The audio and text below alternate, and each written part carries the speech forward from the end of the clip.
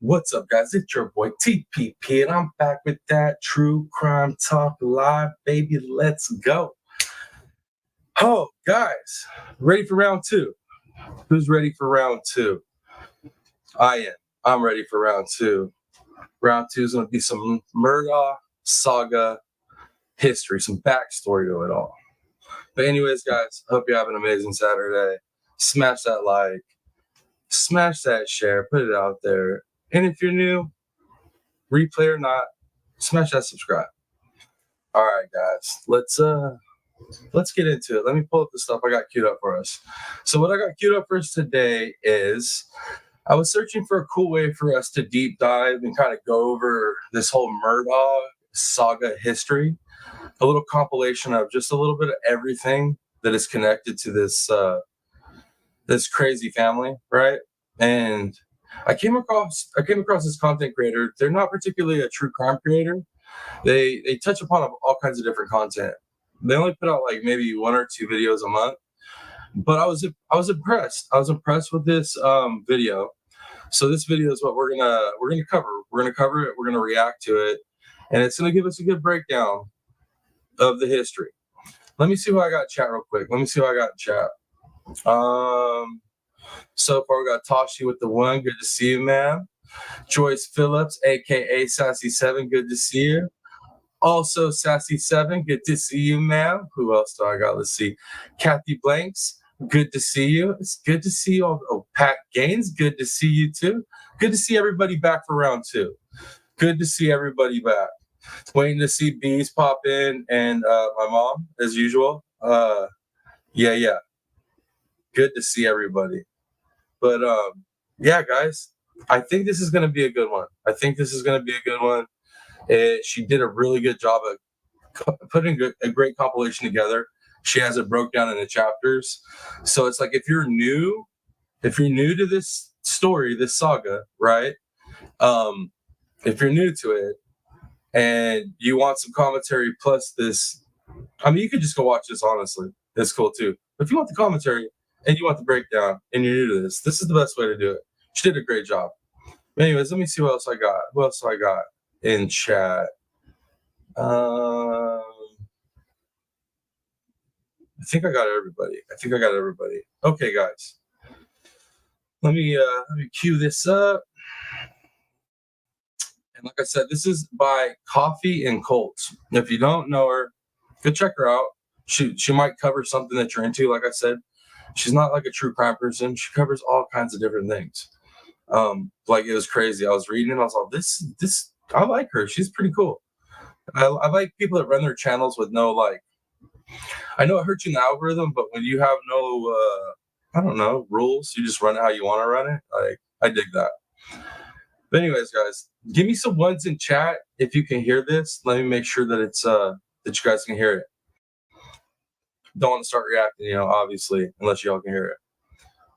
How well do you know someone? How well do you What's the know chat? your own spouse, your parent, your friend? Some people are able to hide who they truly are. And the case we're talking Thank you, Sassy. I see the one. Thank you. Pat, thank you. I see the one. Let's proceed. about today involves an individual who managed to conceal their true self for decades. Alec Murdaugh was able to not only hide the monster that he was, but he was able to create a completely fake life and present himself as a successful lawyer from a prominent family that had the picture perfect life with a loving marriage, a close relationship with his two sons, millions of dollars, gorgeous multiple homes, international vacations on private jets, fancy cars and toys, everything you could possibly want. I mean, they literally were living a dream life. I mean, dude, his whole life was pretty much a dream life. He got raised in a dynasty, a legal dynasty. Do you see all that stuff? Man, deep sea fishing, it's just ridiculous. Many people would easily describe this as the perfect life, but Alec Murdaugh's life was a shiny veneer, held on by a complicated web of lies. When Alec Murdaugh's lies came undone, he was revealed to not only be a monster hiding in plain sight, but involved in multiple murders, the theft of millions of dollars from needy people, close to half a dozen suspicious deaths, roadside shootings, missing evidence, manipulated statements, fabricated interviews, a multi-season Netflix series, and a HBO miniseries, plus one of the most watched trials of all time. That could actually I love that trial. I'm sorry. I don't know if you're not supposed to love a trial, guys, but that trial, I covered it every day. I have a playlist. I mean, it's one of my biggest playlists. But that trial was legit. Who else? Sweet Home Alabama. Good to see you. Good to have you here this evening. But also, too, if you haven't been here on the previous live, the reason we're covering this is we just want to do a update, like just a little recap of the history of the Murdaugh saga, because more than likely, guys, we're going to see a retrial. I have a strong feeling we're going to cover some of that too later, not in this live, but in another live. But I'm pretty sure we're going to see a retrial. Daddy Rapper, good to see you. Good to see you. It's been a couple lives. Missed you. All right, guys, let's keep rolling. Result in a mistrial due to jury tampering. So today we'll be discussing how Alec Murdaugh and his family went from having it all, what most people would describe as the picture perfect life, to losing absolutely everything they held near and dear, including two of their own lives. One of the biggest and most talked about cases of recent years has been about a prominent South Carolina family known as the Murdaughs. It looks as though the Murdaugh case is going to continue dominating the headlines due to the recent revelations, which may grant Alec Murdaugh a new trial regarding the murder of his own family members. Real quick though, guys, can you do me a big favor for all 10 of y'all in here? Can you smash the like if you haven't already, and hit that share, put it out there while we're live, let them know we're here. We're going to be here for a little while, so we can get some more people in here, join the conversation, join the recap, the history lesson. All right, let's roll. But we're getting ahead of ourselves. Later in the video, we'll not only discuss the trial of Alec Murdaugh for the murder of his wife and youngest son Paul, but why he may be granted a new trial and some other information you may not know about the Murdaugh murders. Today, we'll also be going over all of Alec Murdaugh's fraud and theft cases, where he in fact stole millions of dollars from his own clients who desperately needed the money. Tied in with Alec Murdaugh's fraud and murder charges are several other mysterious deaths linked to the Murdaughs. And of course, we'll be good to see you, BM, again. Thank you for coming back around too. Glad you're here. Discussing the event that triggered the crumbling of the Murdaugh. Yo, this young lady, she put together one hell of a video. I'm gonna tell you that right now. You guys, I mean, you don't have to sub up anybody you don't want to, but if you guys at some point can go hit her video up, like you see right here, Coffee and Colts, go give this video a like. You know what I mean? Because she did an amazing job. She literally has every freaking news clip, video clip, everything in this breakdown. It's amazing. Dynasty, the deadly boat crash caused by Alec's son Paul. So sit back, relax, and let's dive in to the downfall of the Murdaugh dynasty. To begin with, we're just going to go over a little bit of background about the Murdaugh family, and if you know who all the family members are and you know a basic bit of history about them, then you can skip to the times. I'm interested, real quick though. I'm gonna skip to this timestamp that she's saying, but I'm interested, guys.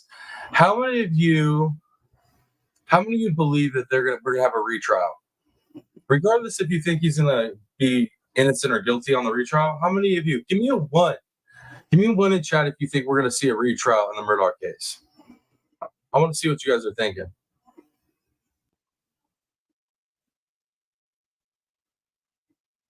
One for a retrial, two for no retrial. Let me know. One, Sassy, you think there's gonna be a retrial? I think there's gonna be a retrial. I honestly do. So just Sassy, that's it. That's it, guys. Really?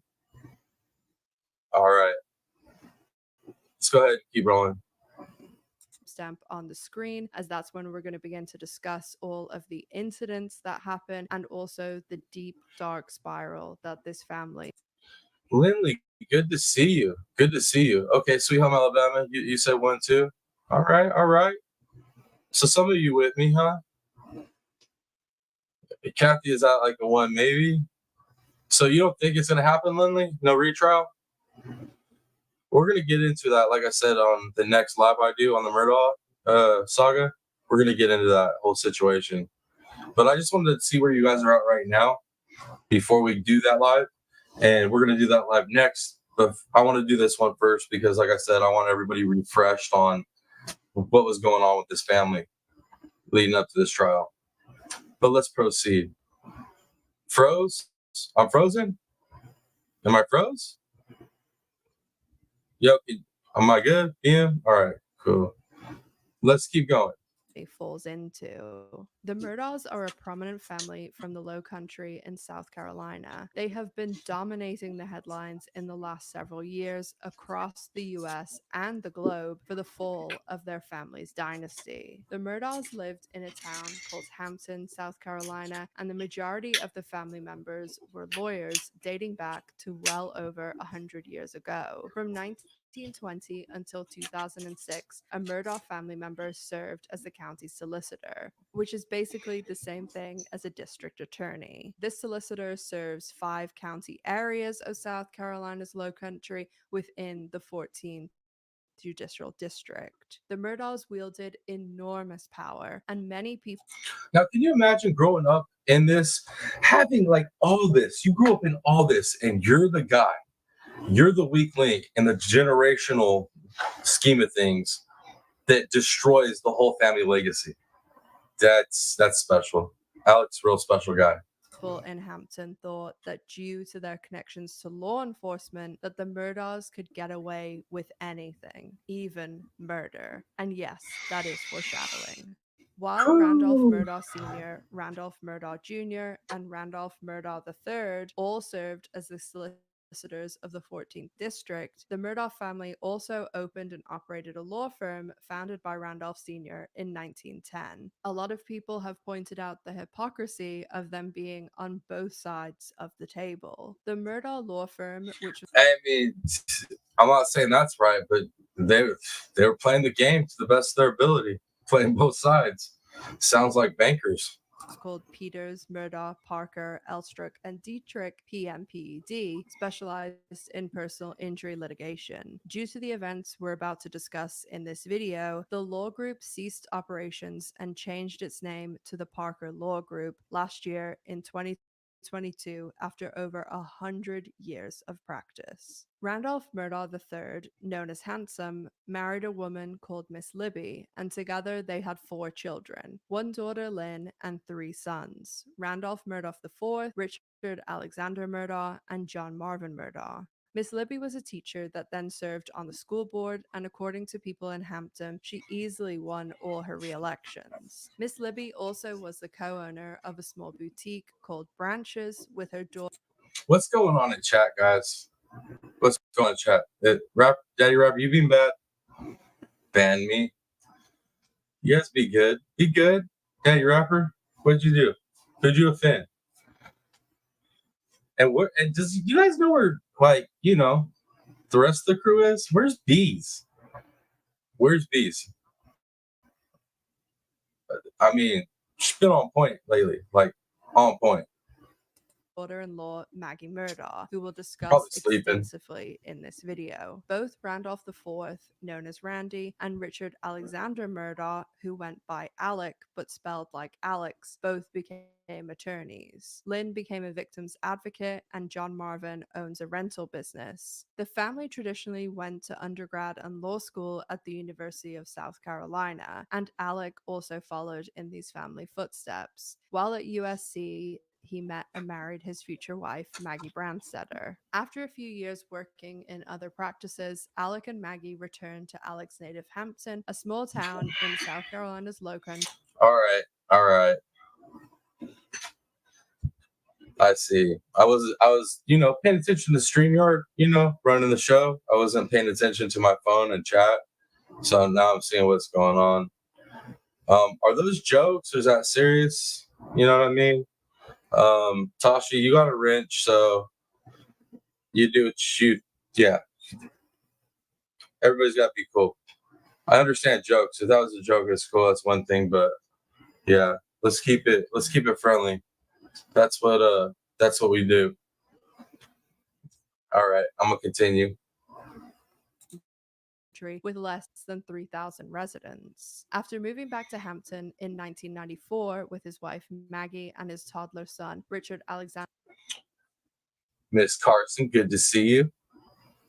Murdaugh Jr., who goes by Buster, Alec began working at the family law firm PMPED. Alec's older brother Randy was also working at PMPED, and Alec mainly focused on personal injury cases. Over his 2 decades as a lawyer, he did also serve as volunteer solicitor and handled a small number of cases over the years. Alec's personal injury cases were mainly accident related, and not only was Alec very successful, the entire Murdaugh family was very successful, and the law firm was as well, with the lawyers at the firm frequently achieving bonuses in the high 6 figures and sometimes even the 7 figures. From the outside looking in, Alec Murdaugh lived a charmed life. He was from a successful, powerful, and rich family. He had an excellent, high-powered job with a very large salary. He had a wife and 2 sons. He had multiple properties, including a beach property in Edisto and a hunting lodge, Moselle, which had over. All right, what's going on in the chat?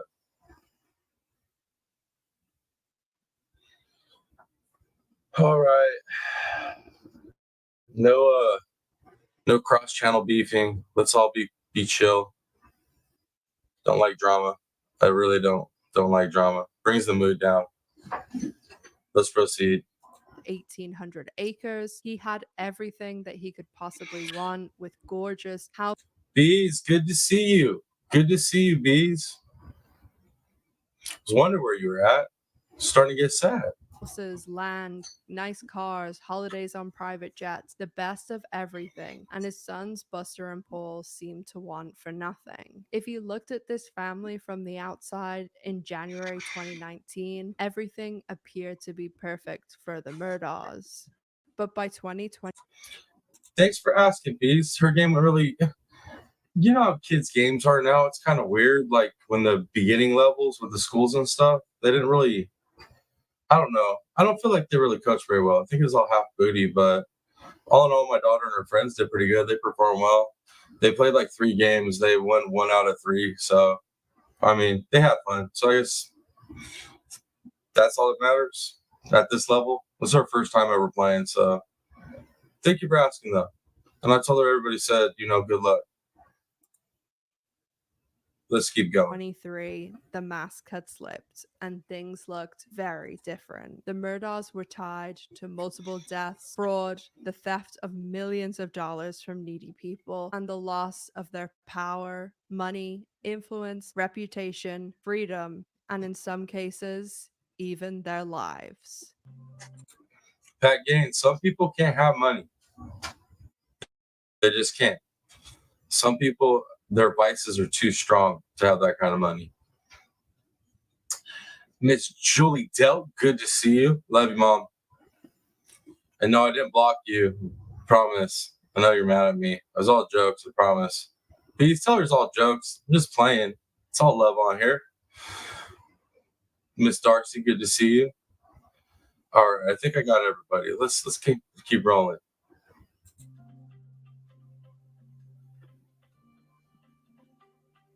We're going to start by discussing the event that caused the first domino to fall in the Murdaugh case. This event caused Alec Murdaugh's web of lies to come undone and for the mask he'd worn all his life to finally come off. In February 2019, on a normal Saturday night in Hampton, South Carolina, 6 friends who were all between 19 and 20 years old decided to go to a party, specifically a All right, guys, trigger warning on this section right here. Like when they started describing the boat, you guys are familiar with this, right? The boat accident, you guys are familiar. I'm hoping you're familiar. But if you're not, trigger warning. an oyster roast. This is a pretty common occurrence in the colder months in South Carolina, but these 6 friends had no idea that this decision was going to impact all of their lives forever. The 6 friends consisted of 3 couples: Paul Murdaugh and his girlfriend Morgan Doherty, Mallory Beach and her boyfriend Anthony Cook, and Miley Altman. Entitled arrogance with that much power is definitely not good, Lindley. Definitely not good. It's a recipe for disaster, obviously. And her boyfriend Connor Cook, who was also Anthony's cousin. The 6 friends were very close, especially the 3 girls, and although some of them didn't want to go to the oyster roast, ultimately they all decided to go. Paul Murdaugh knew that evening there was going to be traffic stops and DUI checks, so he decided to take his father's boat. Yeah, I agree. Miss Julie Dale. Paul hooked his father's boat up to his white pickup truck, and on the way to his family's river house, where all the friends were going to meet to launch the boat, he stopped at Parker's gas station to fill up and also buy alcohol. Paul Murdaugh used his older brother's ID to purchase the alcohol, as his brother Buster had obtained a duplicate copy of his ID for Paul to use. Paul Murdaugh purchased about $50 worth of alcohol, and the 3 couples headed to the Murdaugh family river house and started drinking. Before they set off in the boat for the oyster roast, Paul had funneled 6 beers, and when the kids arrived at the oyster roast, they continued to drink. This boy But is as Paul wild. Murdaugh always did, he took drinking to a different level. Paul Murdaugh was known for drinking to excessive extents, and this evening was no different. By the end of the night, Paul My had lord. gone pretty belligerent. This was such a common occurrence that his friends had even given his drunken alter ego a nickname, Timmy. Drinking and Oh driving. my lord. Hey, how many of you all do? Tell me, y'all have friend, right? Everybody's got that one friend that when they get a little too lit, they turn into somebody else, and you have a nickname for that alter ego. How do I can't be the only one. We have a name for my buddy. Yeah, I won't dox him and say it, but I can't be the only one that has a friend that does that. Who else we got in chat? Who we got in chat? Hey, Criminal Med, good to see you back for round 2. Right on.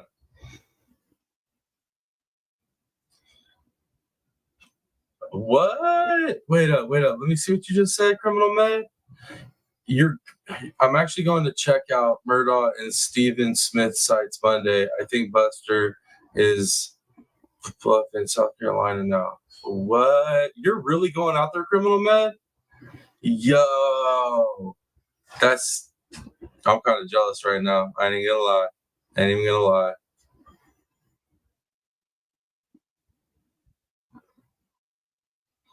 Let's see.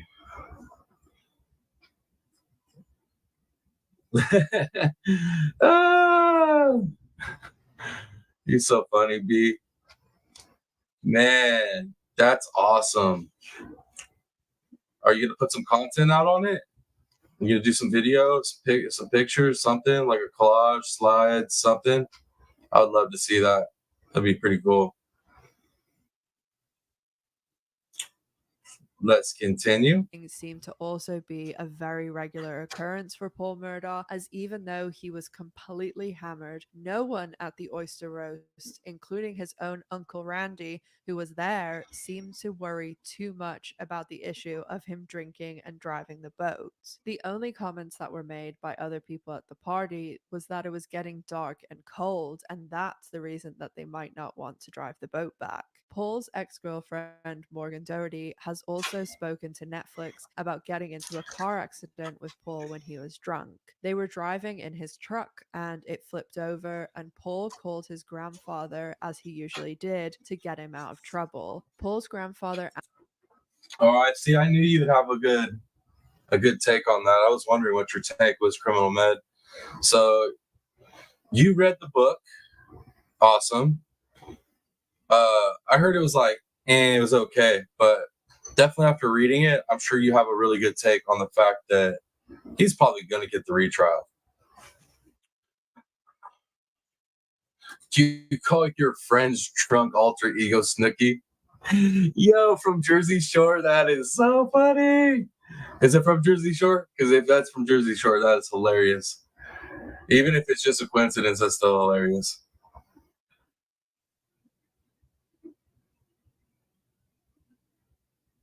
Let's see what else you're saying. Oh, right on. You're gonna get some good pictures in. What else y'all saying in chat? Let's see. All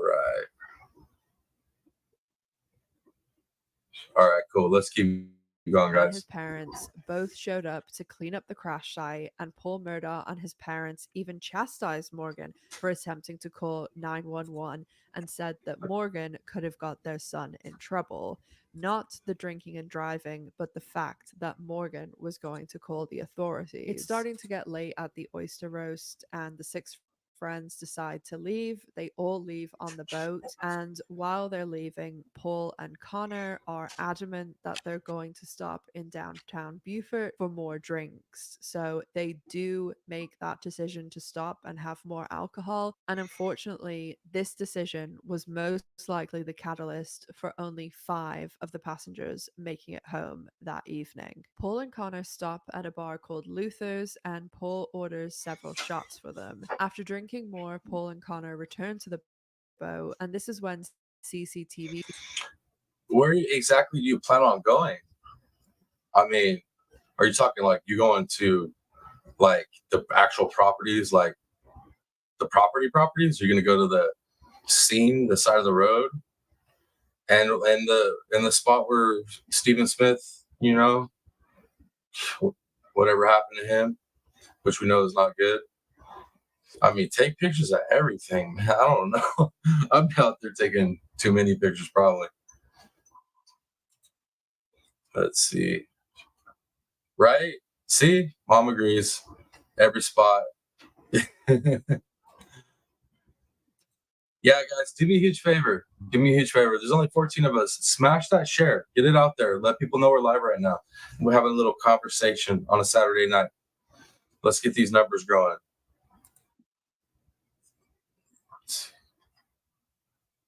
Moselle, Stephen Smith site, courthouse. That's definitely the courthouse.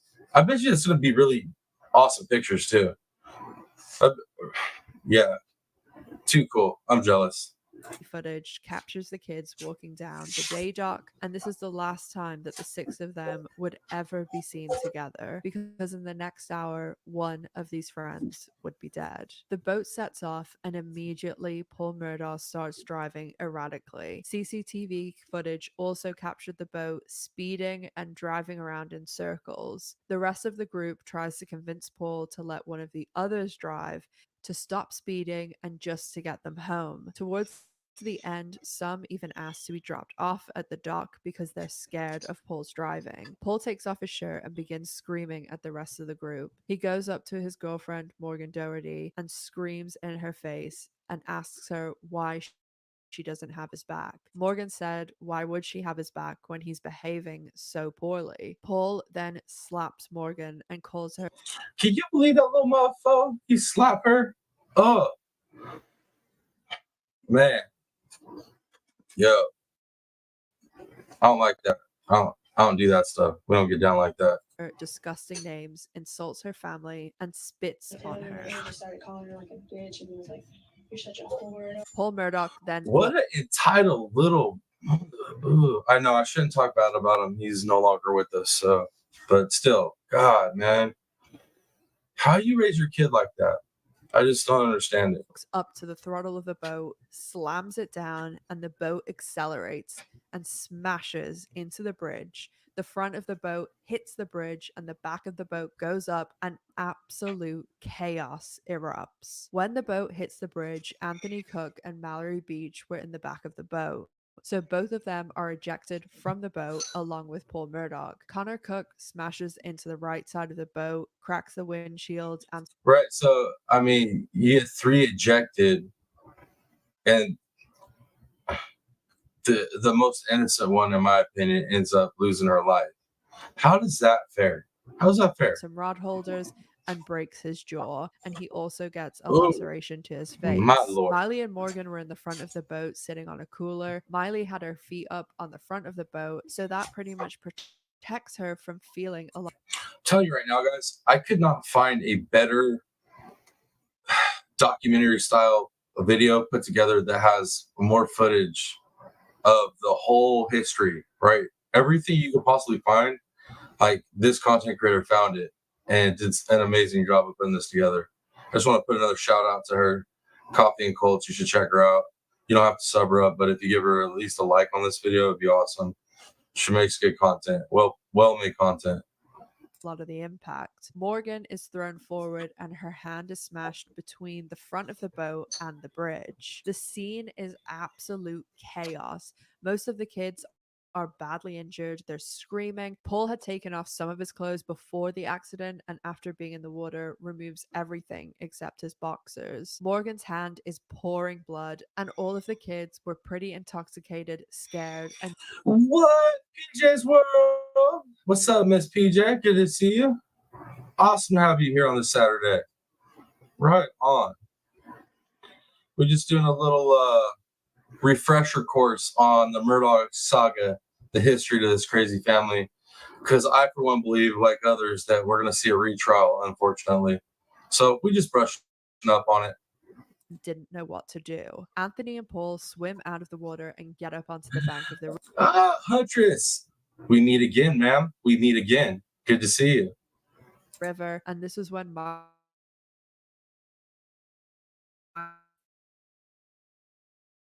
Miley comes up and realizes that there is missing. Anthony, Mallory's boyfriend, Real quick, give me some ones to chat. My internet's acting funky. I just reset. So give me some ones to chat if you can hear back me. into the water and is diving, coming up, diving, but the current is so strong and he stays in the water as long as he possibly can. While Anthony is looking for Mallory, Connor Cook, through a broken jaw, dials 911. A boat? Did you say a boat crash? A boat crash. There's 6 of us and one is missing. Please send some. Okay, I see you, Sassy. Thank you. Oh, no, we're calling, okay? 911 sends ambulances, cops, fire and rescue, the Coast Guard, they send everyone. The problem is there's another bridge near where the kids have crashed, and that bridge is referred to as the Paris Island Bridge. The emergency services accidentally go there. There's further confusion with finding the kids, and it actually takes around 30 minutes for EMS to arrive on the scene, with cops being the first people to arrive. Morgan, Miley, Connor, and Anthony's main concern is the fact that they cannot find Mallory. We hit a bridge in the boat. Connor's messed up bad. We can't find Mallory. Morgan's messed up bad. We can't find Mallory. Hey, we're looking right now. They're down there looking at that. They got a good search on it, right? Yeah. They probably don't find it. They're down there looking right now, okay? You know they got a good search, right? Anthony is furious with Paul, and while there's a lot of body cams, dash cams, and audio from the scene that night, there's a lot missing. And a lot of people will tell you that the reason it's missing is because a lot of the investigators who arrived at that scene had very close ties to the Murdaughs. Can you imagine that, guys? Oh my goodness. Imagine that. And look how much footage we do have. Can you imagine how much footage got trashed? Oh my lord. I want to see that footage. We'll never see it, but it would be awesome to see. Probably not awesome. Some of it's pretty damn sad, but either way, we'd probably know a lot more. At one stage, Anthony tells the lead deputy for the first 24 hours, Michael Brock, Paul Murdaugh killed my girlfriend, and that audio is not in evidence. Michael Brock has close ties to the Murdaugh family. Get that right there away from me. Well, you just smiling like it's funny. My girlfriend gone, folks. You think it's funny? My lord. Oh, you what? Yeah. Do y'all know Alec Murdaugh? Oh, yeah, I know his name. That's his son. That's so good luck. There seems to be Yo. First of all, you hear the raw emotion of that young man's voice. Like if he could have got a hold of Paul, Alec would have never had a chance. And then two, did you hear that officers, what his comments? Like, that's Alec Murdaugh's son. Good luck. Like, what the hell? Man. Horrible. This family, man, this family, I tell you what, they evil. I just truly believe they're all bad. I really do. Don't come for me on this, but I don't even know. I don't know. I have questions on every single one of that family member. I think they're all crazy. What are you guys saying in chat? I see a lot of chatter. Okay, you guys talking out some issues there. Okay. As long as it's all friendly, talk it out. Paul was drinking. Right. I mean, 100%. And that's what I'm saying is like, he got ejected too, but survived. His drunk ass got ejected and survived. Just like, how many car accidents where the drunk person survives, right? So his drunk ass survives a boat crash where he gets ejected, a boat crash, but that young lady didn't. Like, it's not right. It's not right. Yeah, Lindley, 100%. The Murdaugh Mafia. That's well put. I like that. I like that.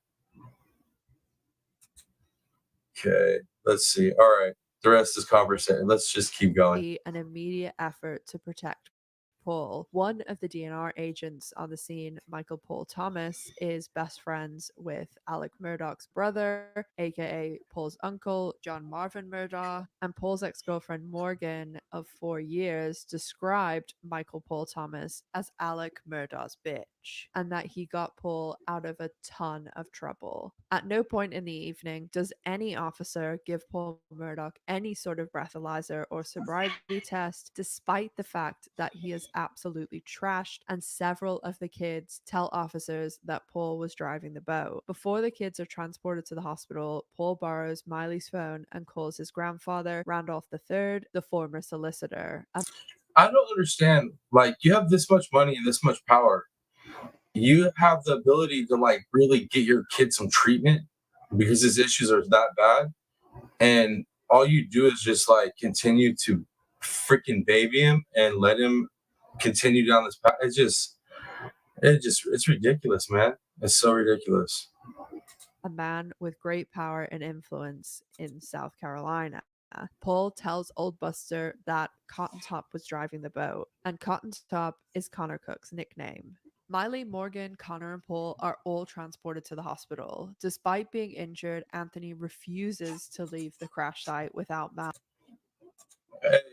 As long as you and Rapper got, some kind of understanding, you know what I mean? I just don't want everybody fighting. You know what I mean? I don't want the drama and whatnot. So, but don't be saying sorry. I don't want no sorries here. Y'all get it figured out.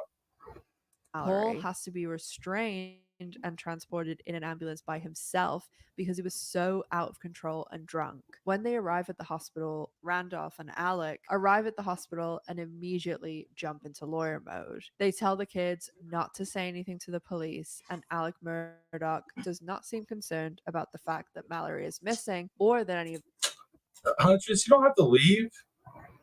Don't do that. Don't leave. Y'all just be chill. Rapper, be chill. Nothing's ruining chat. Y'all can figure it out. Should be fine. Rapper, seriously, yo. Like, she does have a wrench for a reason. She is my homegirl. So, as much as I like you here, I mean,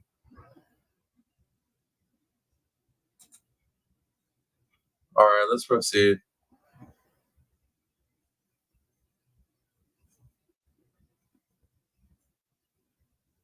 the kids are injured. He just wants to protect his You son. guys listen to this. Quickly just want Give to me 1 note here second. that I'll be when Alec Murdaugh showed up at the hospital, he could have still legitimately believed what Paul had told his grandfather, and that's that Connor was driving the boat, because Alec learned about the crash from Paul's grandfather. We're looking at this event obviously now with hindsight, and we're not only aware of what Alec Murdaugh does before the crash with his financial crimes, but we're also aware of what transpires after this crash, which we'll talk about later in the video. Alec could have legitimately been trying to protect not only his own son, but his son's girlfriend and his son's extremely close childhood friends. I don't think his actions were too out of character for a lawyer, and I do think that even another lawyer from his firm that was in the same small town, if their kid was involved in an accident like this that involved alcohol, I don't think that they would have done anything too differently.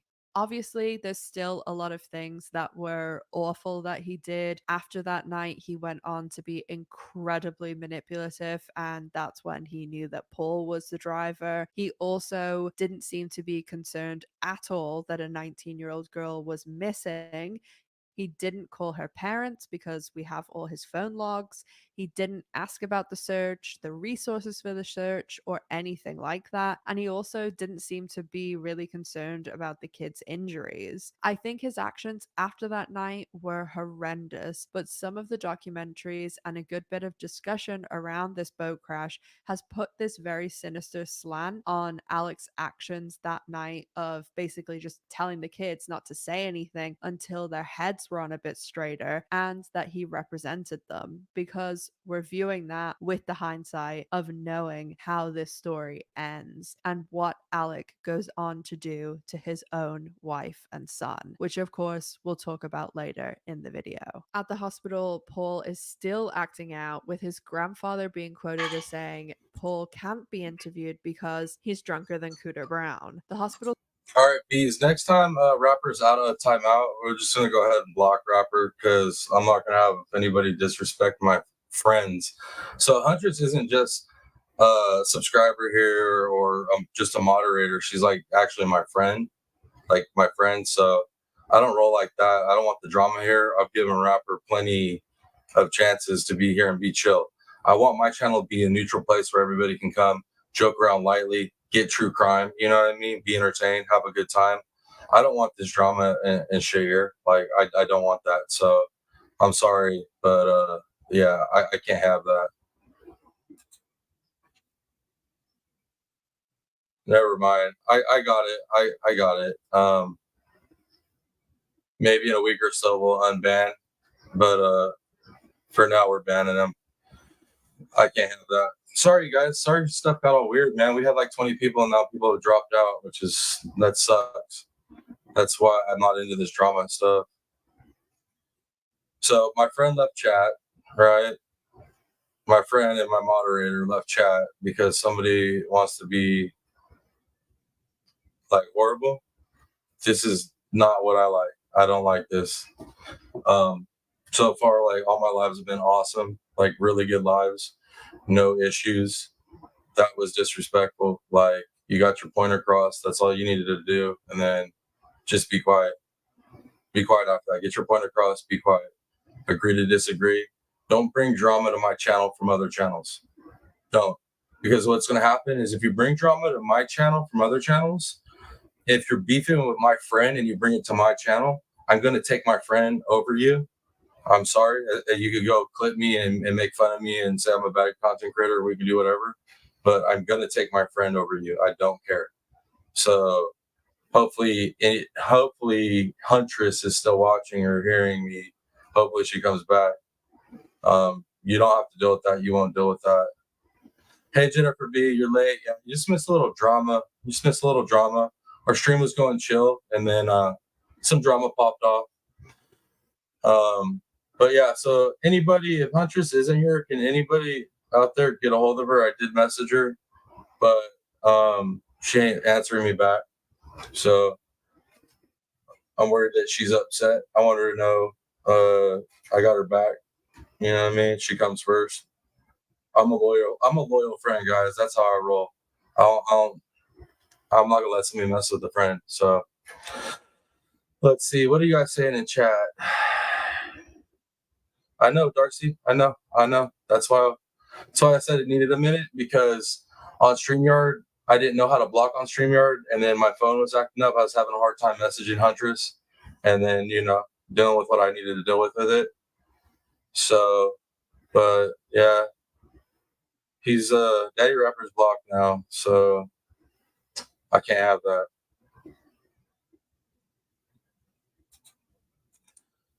You know what? Check it out. Check this out, Kathy. It's all about respect and loyalty. And Huntress would have did the same thing for me, and has actually done the same thing. I wasn't paying attention to exactly what they were saying. I thought it was like some type of small, disagreement. So I wasn't paying attention. But yeah, the moment that I cut away was to see what was going on with her and make sure she's good. And then by the time I looked back, Rapper was blowing my spam in my chat. And I'm not going to deal with that. I'm not dealing with that. Darcy, try to get a hold of her. Okay. What else y'all saying? Let's see. Yeah, no, she did because, like, okay, you're still here, Huntress? Sorry, I just made it down to the bottom of the chat. Hey, you're my homegirl. Like, I'm gonna have your back. So you do the same for me. You've done the same for me literally already. So, you know what I mean? I just didn't know what level that was at. I wasn't paying attention to what you guys were talking about. I was letting you guys hash it out. But yeah, no, I'm gonna have your back. I already told you. That's how I roll. I've already talked about it in videos, dude. I'm not playing about that. It's not just talk. I always have my friends, my family, like loyalty's everything.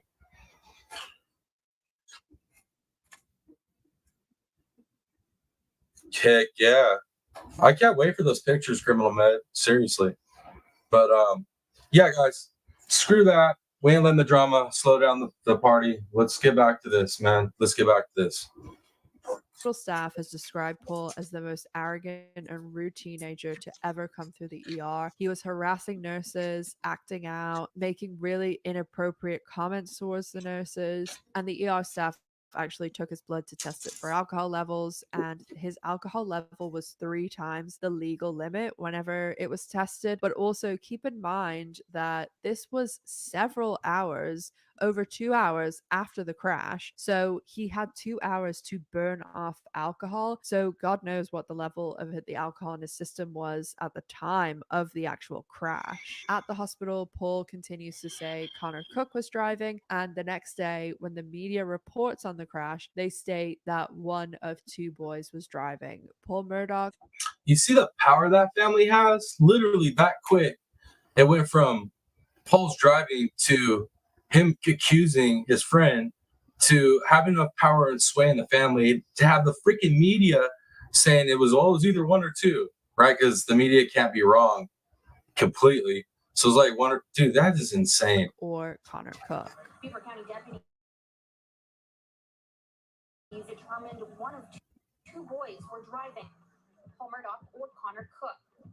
The next morning, Mallory Beach is still missing. Most of the kids have had to have treatment for their injuries. Morgan has had to have surgery on her hand. Anthony and Mallory's family are out on the riverbank every single day, hoping that Mallory will be found. An enormous amount of the community, pretty much anyone who had a boat, went out to help search for Mallory. Sadly, 1 week later, on the 3rd of March, some Good Samaritans who were assisting.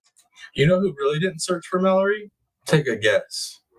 I'll leave you with that one. I'm sure you guys can figure that out. With the search, found the body of Mallory Beach. An absolute waste and tragedy for Mallory's family and friends, and for Mallory herself. By all accounts, what, 100+ years of a dynasty of just pure power? You ain't joking, Criminal Med.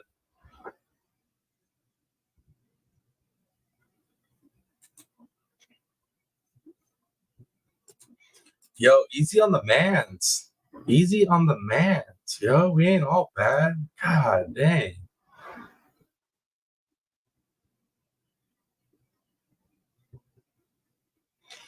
Yeah, no, I don't want to have to ban or block people. Maybe we'll give them a chance in the future or whatever. But yo, that's just anytime anybody's got a little bit off base, I've been able to say, hey, just keep it chill and everything, and everybody's been respectful. So I don't know what that was about. Like, I haven't been disrespectful to you. So if I'm not disrespectful to you, why come into my chat during my live stream and start being, you know, disrespectful in chat. Like, it totally messes the vibe up. I don't get it. Like, it'd be one thing if you came in my chat and I was making fun of you or something, then by all means be disrespectful, I guess. But like, that's not how I roll, so I don't understand it. Honestly, dude, that's it. Just yeah. So in the disrespect with me, it's like, yeah, it's a little bit angry, but it's like it hurts your feelings, man. It's like, yo, I'm cool to everybody. I try to give everybody love, give everybody a place to be, to chill, to talk, to, you know, all enjoy this true crime stuff together, like we all do.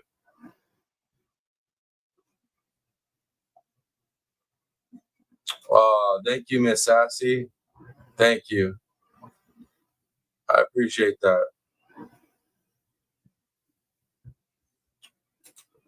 I was raised right. My mama and dad did a good job. Let's see. What are you saying, Criminal Med? I still feel Buster's shaky and there is awful lot of money missing.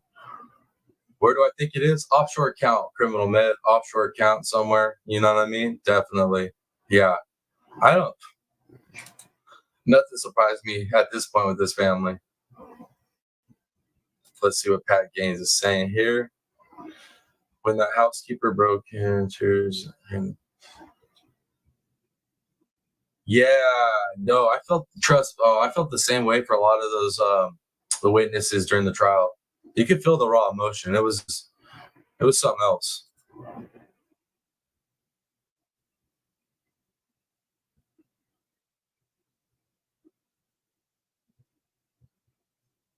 So he was sad in Dolly's channel last night.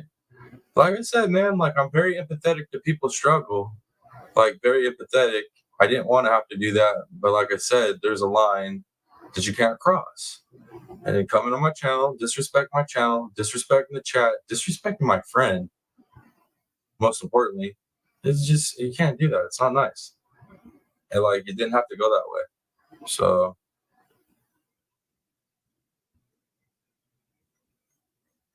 let's see what else you guys saying. I'm sorry it's taking me a minute to get back in the chat, getting caught up. You guys getting caught up.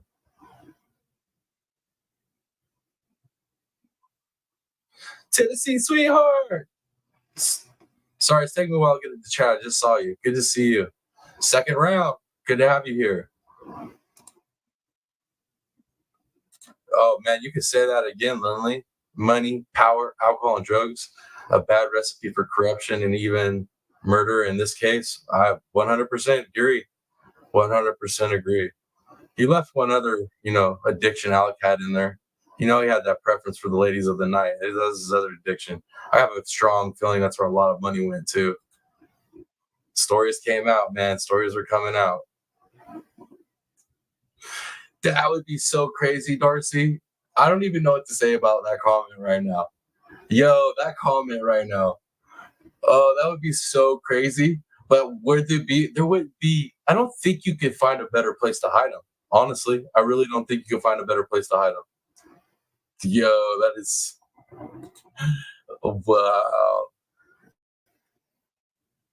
Let's see, what else you guys saying? Let's see, Tennessee.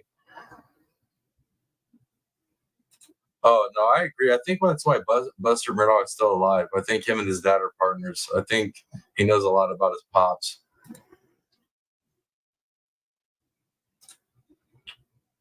All right, you gotta do what you gotta do for the channel and your friends, for sure. Let's see, what else? No, I know, B. You were doing a great job at removing the comments. When I finally got back to the phone to where I can read what was being said after I messaged Huntress, I saw all the block comments. I appreciate you doing that. And I'm sorry again, guys. I know that kind of messed with the vibe a little bit. I apologize. Let's keep rolling though. Let's keep rolling on this. She seemed like a wonderful young woman who was extremely kind, and Mallory's family, rightfully so, wanted Paul Murdaugh held accountable for taking the life of their 19-year-old daughter who had her entire life ahead of her. Additionally, several of the kids had suffered quite severe injuries, and obviously the entire event was traumatizing for them to go through, being that they were in a crash that killed one of their friends. It appeared as though the Murdaughs were already trying to manipulate events and to push the blame onto Connor Cook. 1 month later, on April 18th, Paul Murdaugh was indicted on charges of boating under the influence, causing death, and 2 counts of boating under the influence, causing great bodily injury. Many people in Hampton thought that either nothing was going to come of this or that the Murdaughs would use their influence and power to get Paul off lightly. Paul was facing over 25 years in prison for these charges. On May 6, 2019, Paul pleads not guilty to all charges. Mallory's mom wanted Paul to be held accountable, of course, and she was referred by a friend to a lawyer named Mark Tinsley. I just saw that, Kathy. I know it's not my fault, but it just, you know what I mean? I should have jumped on that. I should have saw it faster. I just got kind of relaxed with the chat and everything because everything's been so cool lately. But it bums me out, dude. We had like 20 people in here, and the count seemed like it was just going to keep going up.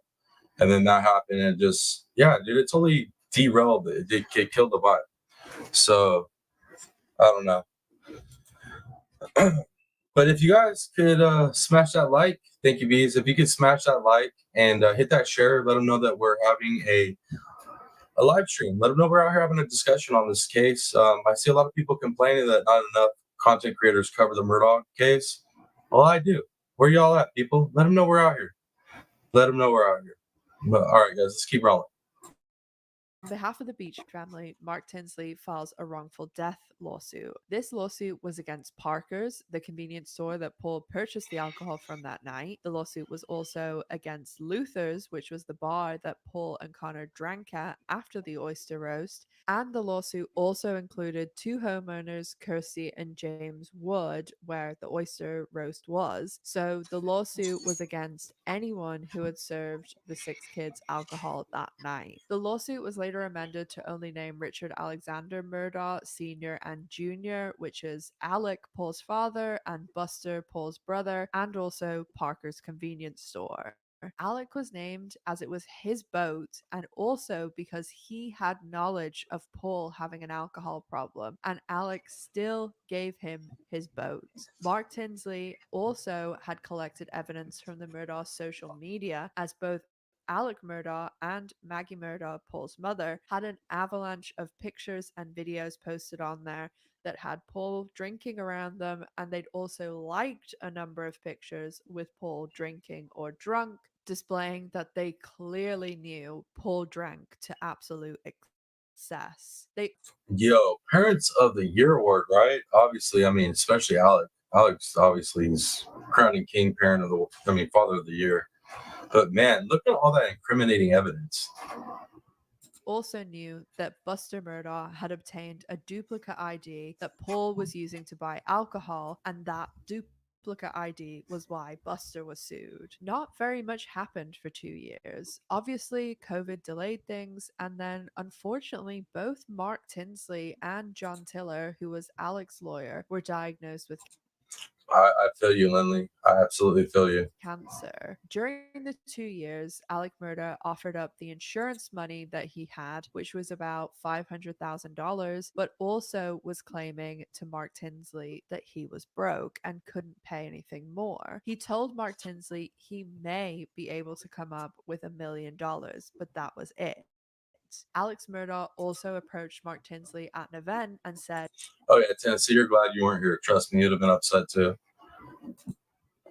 "Hey Bo, what's this you've been saying? I thought we were friends." And Mark Tinsley told Alec Murdaugh they were friends, but he would be doing everything he could for his client and that Alec was going to have to pay out of his own pocket. Mark told Alec that Criminal Med, do you think that you saying that comment right there makes me think like I think they were having a hard time keeping Paul out of jail. I think he would have gotten time.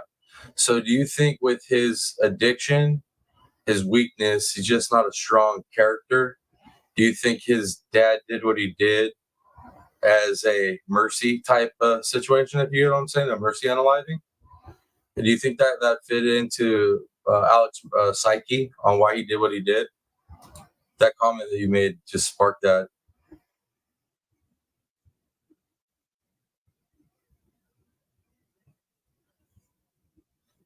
I appreciate you, Bees. We definitely need a vibe fixer. Definitely need a vibe fixer.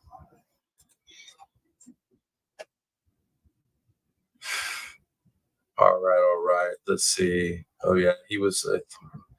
That's what I'm saying. That's what I'm saying. So when the prosecution came up with their whole idea of why Alec did what he did, I was like, I can drive with that. It makes sense. It makes sense.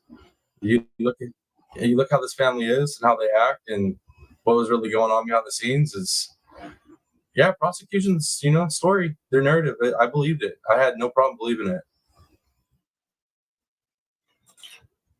Exactly, Pat.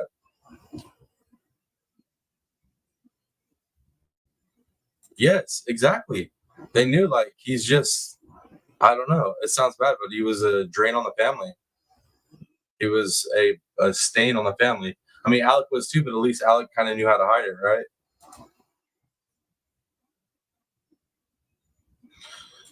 Yeah. Here's the thing: is definitely I believe that's. I think he was gonna take her out either way. I don't think like she saw it and he's like, I gotta take her out.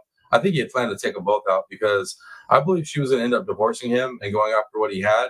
And I think that he realized that he was absolutely screwed on all the financials. He was screwed with Paul and the boat case. I mean, with everything. I think that's what he did.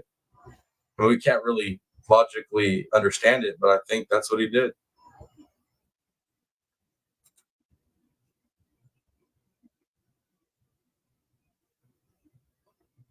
Oh, you guarantee their friends got way more dirt. And I'm surprised there hasn't been more interviews done with, officials in the friends. I'm surprised more stuff hasn't come out, especially with Alec behind bars now. I'm surprised more hasn't come out. Yeah, Paul is definitely the weak link in the family. 100%. 100%. All right, guys, let's keep rolling. He would be looking for around $10 million.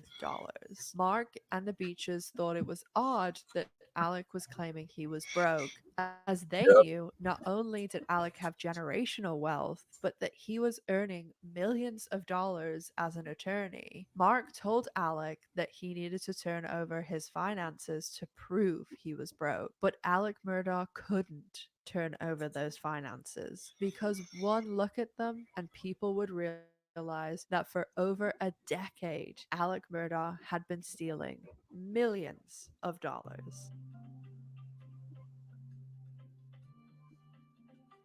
So, in this chapter, we're going to briefly discuss the financial crimes at the center of the Murdaugh saga. So, put a pin in everything from the boat crash case because that all is very important.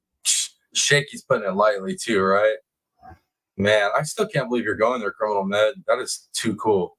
You get to be like in a part of like criminal law history, right? Like it's historical. It definitely is historical event. It's pretty dope. I might just be speaking like a true crime nerd, but I think it's pretty freaking cool. Pretty freaking cool. You know what too? Crime Con, right? I'm so jealous. Like that is nowhere close to me. And you got like JLR and some other people in our genre out there like getting cool pictures, getting to meet everybody. I'm so jealous.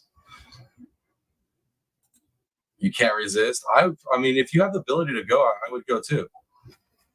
Definitely. Yeah, I like it. I like it. I like it, Tennessee. So true. All right, guys, let's keep rolling. And we'll tie it all together when we talk about the trial. As I mentioned, Alec Murdaugh was earning millions of dollars, and for over a decade, it honestly could be longer, he was stealing from his own clients and law firm. Alec was a personal injury lawyer, so a lot of his cases were people who had severe injuries, and some of these plaintiffs had even passed away. They had lifelong injuries. Some of these people had lost limbs. One of his clients he stole from was a quadriplegic. There was people that could no longer work, like a police officer who had a terrible injury to his neck, and Alex stole from all of these people, the vast majority of whom were low income. In case you weren't aware, a lot lot of lawyers who work in this area don't charge fees, but instead take a percentage of what they would win for their client. Usually, this is between 33 and 40% of whatever they win. So, most of the cases, they end up being settled. And if the case is settled, they'll take 33%. Wait, what? Are you serious, Tennessee? Are you messing with me? Are you messing with me, Tennessee? Are you for real? Is CrimeCon 2025 really going to be in Nashville, Tennessee?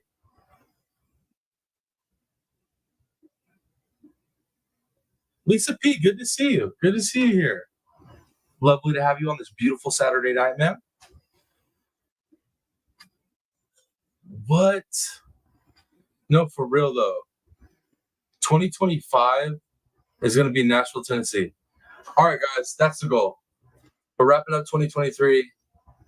Hopefully by 2025, I can make it to that. That would be so dope. To go back to Nashville to make CrimeCon. Oh my Lord. The content, the pictures, possible like small interviews.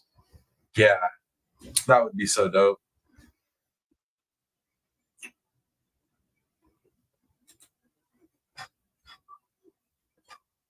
All right, guys, let's keep going though. Let's get into this. We got a little ways to make.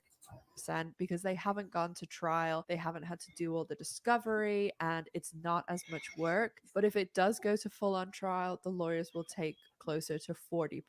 Basically, the expenses are taken out, any liens are taken out. So those could be things like medical bills, and they're paid for the client, and then the lawyers take their 33 to 40% and the rest goes to the client. Most of the settlements Alec Murdaugh was working on were for a lot of money. Anything from $100,000 to millions and millions of dollars. One final thing to explain before we get into the actual financial crimes is that a lot of clients won't take their money in one. Criminal Med. Are you a creeker, Criminal Med? Are you a creeker?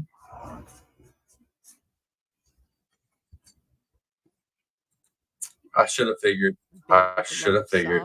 They will put it into a structured annuity, which is basically done to help with taxes and to also help people be able to stagger the money out and not blow it all in a few years. Another benefit is that a lot of these clients will have lifelong injuries or require assistance or home health care. So when these payments are set up in an annuity, the payments for things like home health care can be structured that way too. So there's a company that actually does this that's based in Atlanta that's called Forge Consulting, that's run by a man named Michael Gunn. And what ends up happening is someone will win their case, say they've just won a case for $1 million to make it easy. The expenses were 40%. That gets taken out. They had a $10,000 medical bill lien that gets taken out, and then the lawyer will take the 33.33%. So basically, these lawyers, they making money is what she's getting at. Let's see what you guys are saying in the chat. Oh, Tennessee and Criminal Med, you gonna hunt my boy Upchurch now? Can you guys give me an autograph? You know what I mean? I know he don't like true crimers anymore, but if give me a shout out, that'd be awesome. I've been repping his music forever. I know some people don't like the true crime stuff that he got into, but as far as his music, the man's pretty damn awesome. All right. PJ and Dolly said they want to go next year too. Get like this whole congregation of our circle of creators there. Just take it over next year. Big ass meet and greet. That would be so dope. All right, guys, let's keep rolling. Or wait up, let me see. Oh wow, Criminal Med, you were a break dancer? So you love this right? I mean, dude, he could do any genre too. It's crazy. It's nuts. Oh, I need to come. Yeah. I mean, if I can get out there, that's what I'm saying. That's the plan. I need the economy to pick up out here while I'm still in California so I can make some dang money, yo. Then maybe I can go take a trip out there, or finally get myself moved. Miss Missy, good to see you. That's a new name that I haven't seen here yet. It's good to have you here. Welcome to our party, our Saturday night Murdaugh Saga history lesson party. So it looks like I got a bunch of Creek Squad in the chat, eh? Figures. You're from California, Missy? Same here. Miss Missy. Yeah, same here, Miss Missy. Cali boy. Trying to leave, though. Trying to leave. Let's keep going, guys. So $316,635 will end up going to the lawyer, and then the client is left with $633,365. So the client would take that 600 and change thousand and put it into Forge Consulting, and then Forge would structure the payments and drip it out to the client over several years. And that's pretty much the end of the case. So Alec Murdaugh was able to steal from his clients for a very long time because he was very good at talking to people, at reading people, and He's good at BS, was what you're trying to say nicely. also because the way that he structured his theft was very thought out and very premeditated. And he also had high-powered accomplices to help him do this.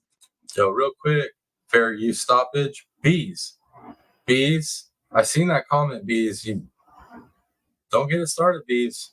We already had enough drama tonight, okay? We don't need any more drama.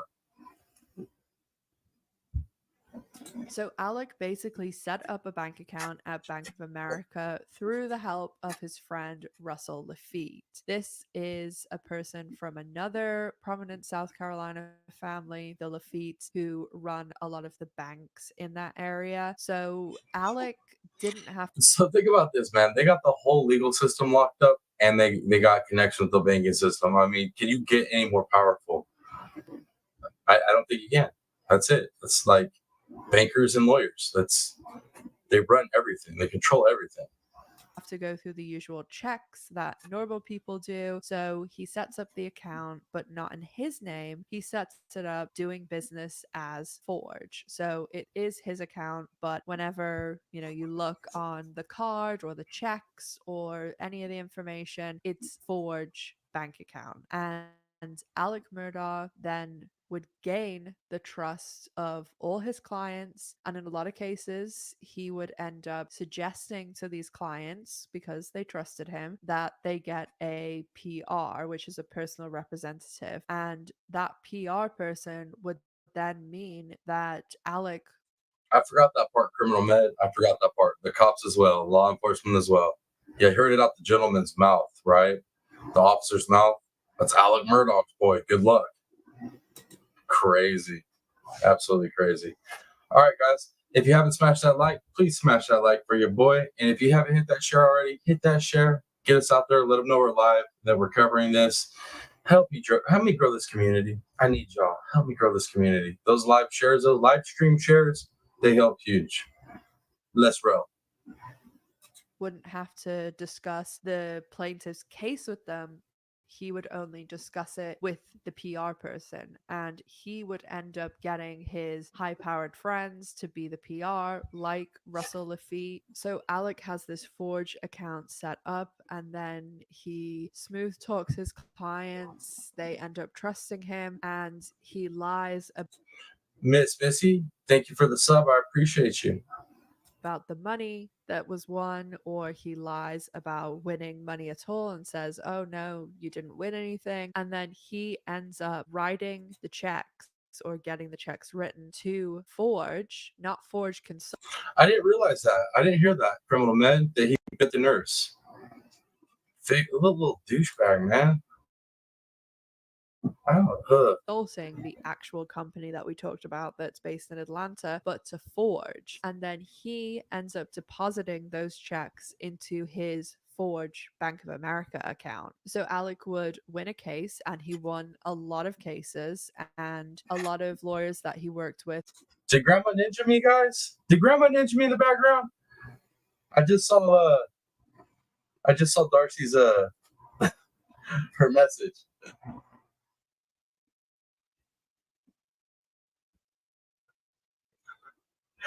Yeah.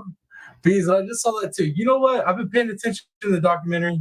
That's what every time I start paying attention to the documentary so I give commentary back, somebody be talking some mess in chat. Drama. You do bees. Just sit back and do what you do. Your mom and I have it under control. Just play with your beard and keep playing the videos. So I'm telling you right now, I can see a full timeout for y'all. Y'all trying to end up like the other guy. Y'all trying to get in trouble. He was very rude with the nurses. Yeah, I got that part. I didn't realize that he bit a nurse, though. That's crazy.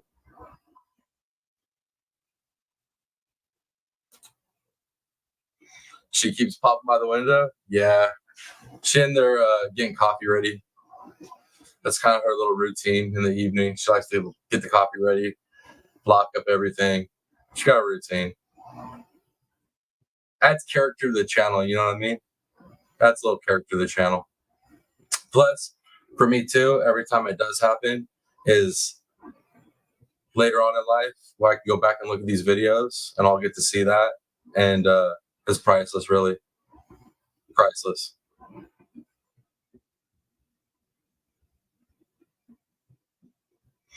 What? Are you serious, Lindley? He was doing that. He was flashing too?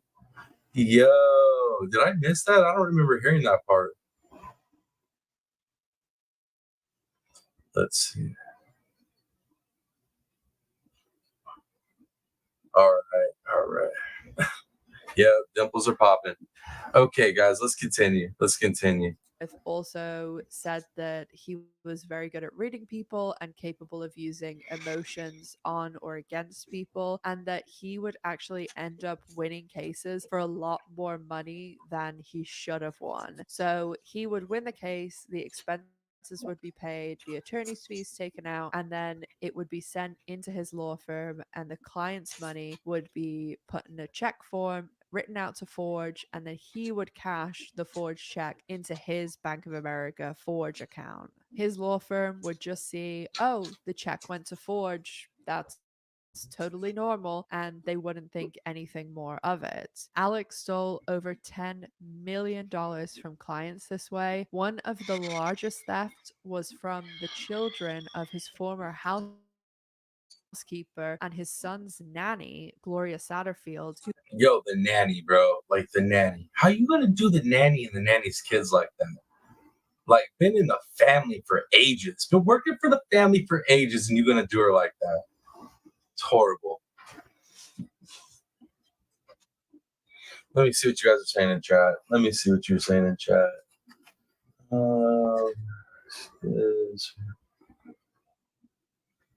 Bees, man. Yeah, okay. You may, man. We gotta do this stuff every live where y'all trying to turn me red. What else you saying? Was it Lindley? I've been missing stuff in the video because I gotta go back and forth between the video and chat because chat be wilding. All right, Miss Miser, I just saw that. So hopefully we see you back. Thank you for coming by and subbing up.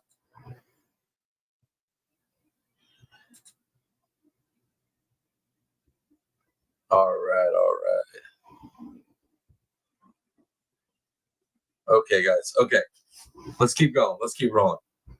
who worked for the Murdaughs for over 20 years and then worked for Alex's parents even before that. Gloria also died under suspicious circumstances at Alec Murdaugh's Moselle property when she, according to the Murdaughs, fell down brick steps after the family dogs knocked her over. At Gloria's funeral, Murdaugh approached Gloria's sons and told them that he was going to sue himself and that the boys should go see his Real quick in chat for all 12 up in here. Give me a 1 if you think it was an accident. If you think she fell down the stairs on accident. Give me a 2 if you think it wasn't an accident. 1 for accident, 2 for foul play. Where are we at?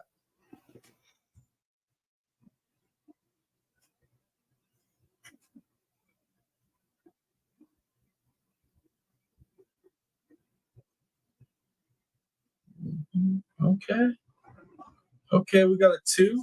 Foul play from Joyce Phillips, aka Sassy 7. Look at the evilness in those eyes. 100%.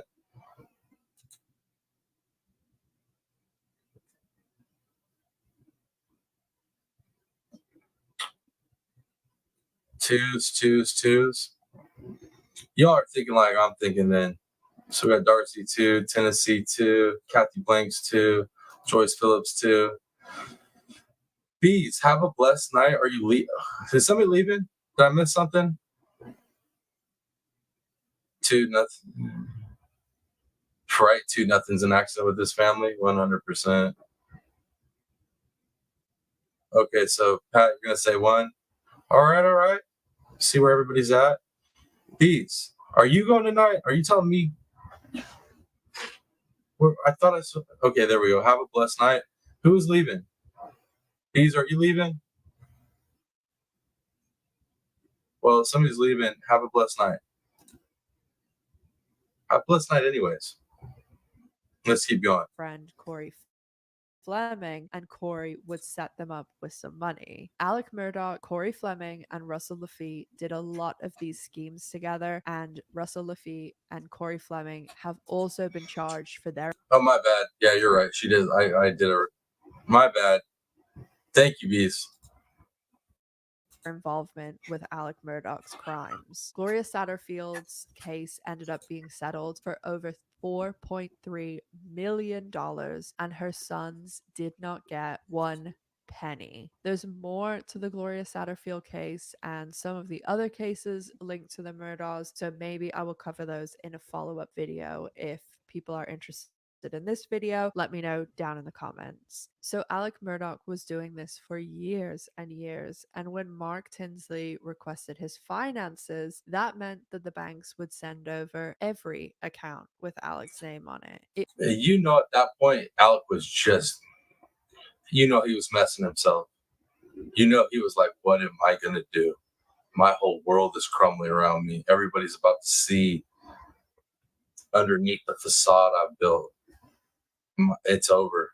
It's over. You know it. It had to be the worst day of his life. What would I do without you, Bees? I don't know what I would do without you, Bees. I really don't. What else you guys say in the chat?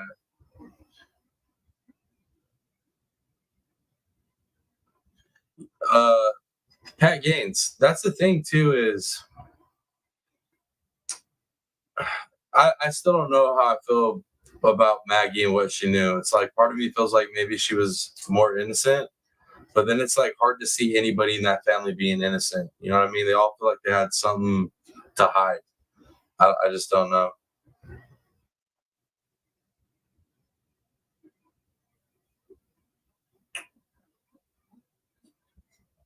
Yeah, definitely. People are starting to know way too much. I mean, you got to really think your life is over, right? And you got to obviously be kind of, not right in the head, sociopath, narcissist, and all that stuff. But you got to really think life's at the end of things. But for that to be the option, though, I'm gonna off my wife and my child. It's like, damn. It's just it's crazy, man. But that's why we're here, right? Because this case is crazy. It would be obvious very quickly, as Alec Murdaugh made the majority of his money once a year, as all the lawyers at his firm did. At PMPED, the lawyers were paid a monthly salary, the equivalent to just under $200,000 a year, and then at the end of the year, they would get their bonus check. The bonus check was broken up between all the lawyers from the accumulated lawyers' fees they'd all won that year. How much the bonus check was for depended on how many cases they did, how much they earned for the firm, but these bonus checks were huge and the vast majority of their income. They were really high. All right, Tennessee sweetheart. Yeah, enjoy your weekend. Still jealous. Wow. And yeah, what's his charge? I mean, we might still be here, but if not, catch that replay. It was good to have you here, man. Have a wonderful night. See you on the next one. in the six figures and sometimes even in the seven figures. So someone would look at Alec's bank statement and know he's not getting all these huge payments throughout the year. He should just be getting his salary and then the one big bonus payment in December. But he was having hundreds of thousands and millions of dollars coming into these accounts through this fake Forge account. So at the beginning of June, I want to set the scene. Alec Murdaugh has been stealing clients' money as far back as the early 2010s. The boat crash civil suit is going to cause this to all come out and reveal him as a thief, liar, manipulator, and drug addict, as he was using some of the money to fund an oxycodone habit. His older son Buster, Some of the money, his claims are like most of the money, right, went towards that habit, which that math ain't mathing on that. I'll tell you right now, the math ain't mathing on what they're claiming on his usage. It just ain't happening. has also been sued civilly, and he has just been kicked out of the University of South Carolina Law School for plagiarism. His younger son Paul could face up to 25 years in prison, and the civil case is going to cause Alec Murdaugh to owe up to 8 figures. Things are beginning to come undone for Alec, and to make things even worse, on June the 4th, the mediation in the civil case. You know very well that Alec's narcissist mind looks at his son as if like you caused my ruin, even though it was me causing all the stuff behind, closed doors that you exposed with this crash. But it's your fault, not my fault for being a crappy parent and doing a bunch of shady stuff behind the scenes. It's not my fault, but it's your fault. That's how that narcissist saw stuff. That sociopath. Fails, making it seem as though the boat crash civil case is going to go to court, meaning that Mark Tinsley is going to get access to his financial records. Reporters surrounding the boat crash case are also exposing other skeletons in his closet, and to top it all off, he's gotten sloppy, and his law firm have just found a trail of breadcrumbs that are going to expose all of his financial crimes.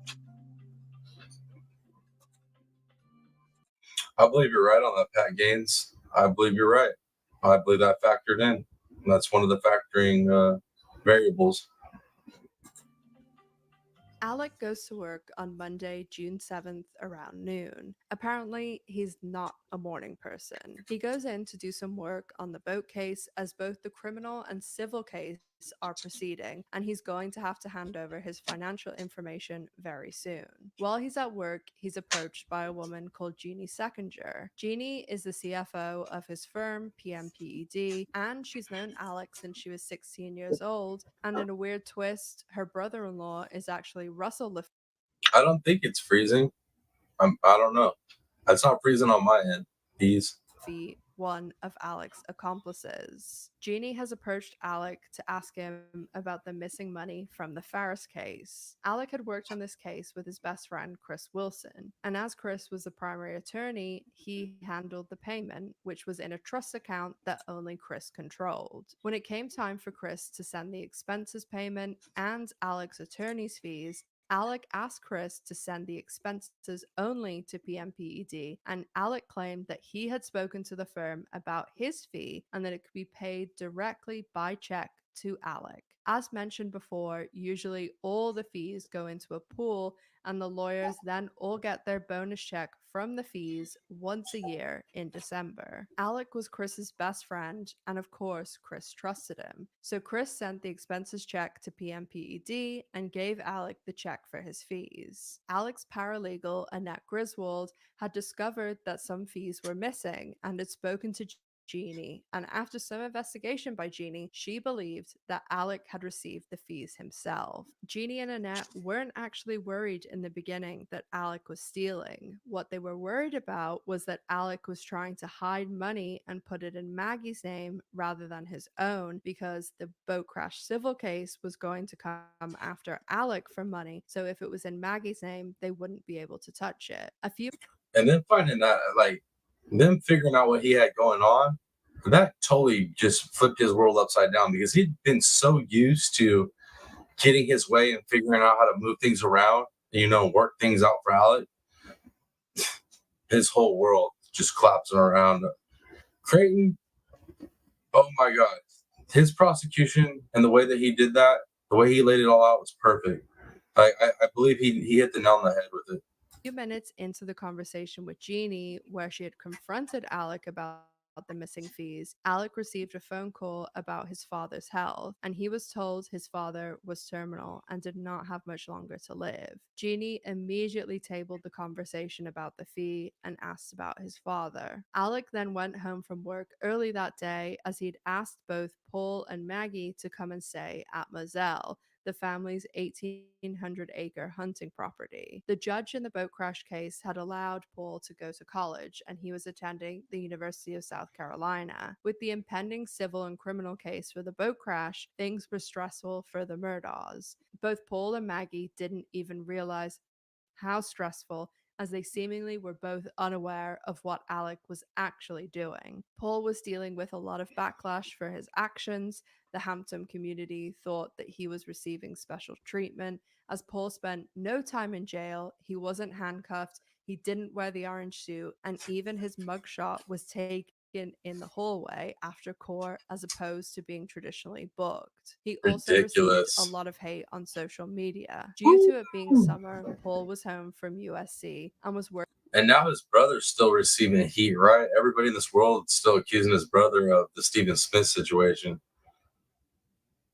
Yo, I hate to have that last name right now. Working for his uncle, John Marvin, and had stayed at John Marvin's the night before. Maggie had been staying at the family's beach house in Edisto. Maggie was not living in Hampton anymore because of everything that happened with the boat crash. She felt like people were shunning her in the community, and she saw also how Paul was being treated, so she preferred to stay over at the beach house. Due to Alec's father not doing well, Maggie went to Moselle to be with Alec, and Alec had also asked Paul to come home to help sort out the sunflower field after their groundskeeper, CB, had apparently destroyed the sunflowers. When Alec returned to Moselle after a few hours of work, Maggie was not there yet, as she had a doctor's appointment in Charleston. So Alec and Paul.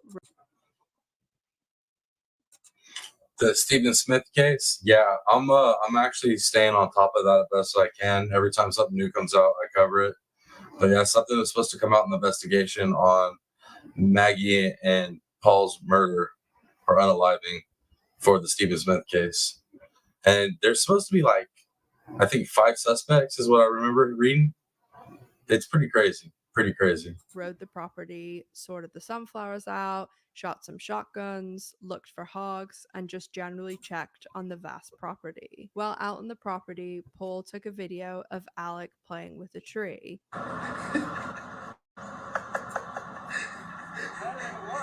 This video would become. These videos were so damning. So damning. This video and then the kennel video and hearing Alec in the background, that was like a rap, man. I bet you he, like, when they realized that prosecution had that, I bet you Alec was like, oh my God, I didn't even think about that. My loud ass mouth in the background. Very important later, so bank that in the back of your mind. Later on in the evening, Maggie returned home. Maggie, Alec, and Paul all had dinner together, but by the end of the evening, only one of them would be left alive. After finishing dinner, Paul and Maggie went down to the dog kennels, a short walk from the house or a very short drive in a golf cart. Paul appears to have taken a All right, Kathy Blanks, you have a wonderful night. We'll see you on the next one. golf cart, and Maggie had her car down at the kennels. Later that night, Alec told investigators he had had a nap, woke up at 9 p.m., and then once he got up, got himself together, texted Paul and Maggie, and said he was going to check on his mum and dad. He then gets in his car and drives less than 20 minutes to his mother and father's house, which is named Almeda. On his drive to and from Almeda, Alec places a large number of phone calls. People do report that it is common for not only Alec, Right. but all the Murdaughs to call people I was there. Oops, I wasn't there. I was there. Ugh. while they're driving, but the amount of calls does seem quite excessive.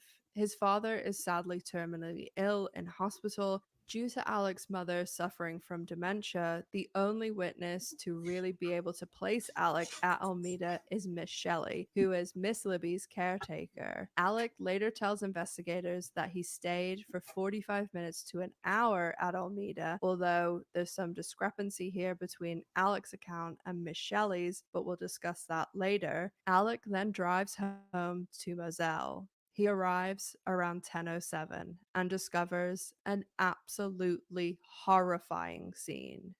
Alec goes to the house and discovers Paul and Maggie aren't there, so he goes down to the kennels to check on them. When he arrives, the dogs are barking. The scene is chaotic. Both Paul and Maggie's bodies are lying on the ground with multiple gunshot wounds. Paul's wounds are to his neck and head. They are so Welcome back, Bees. Good to have you back.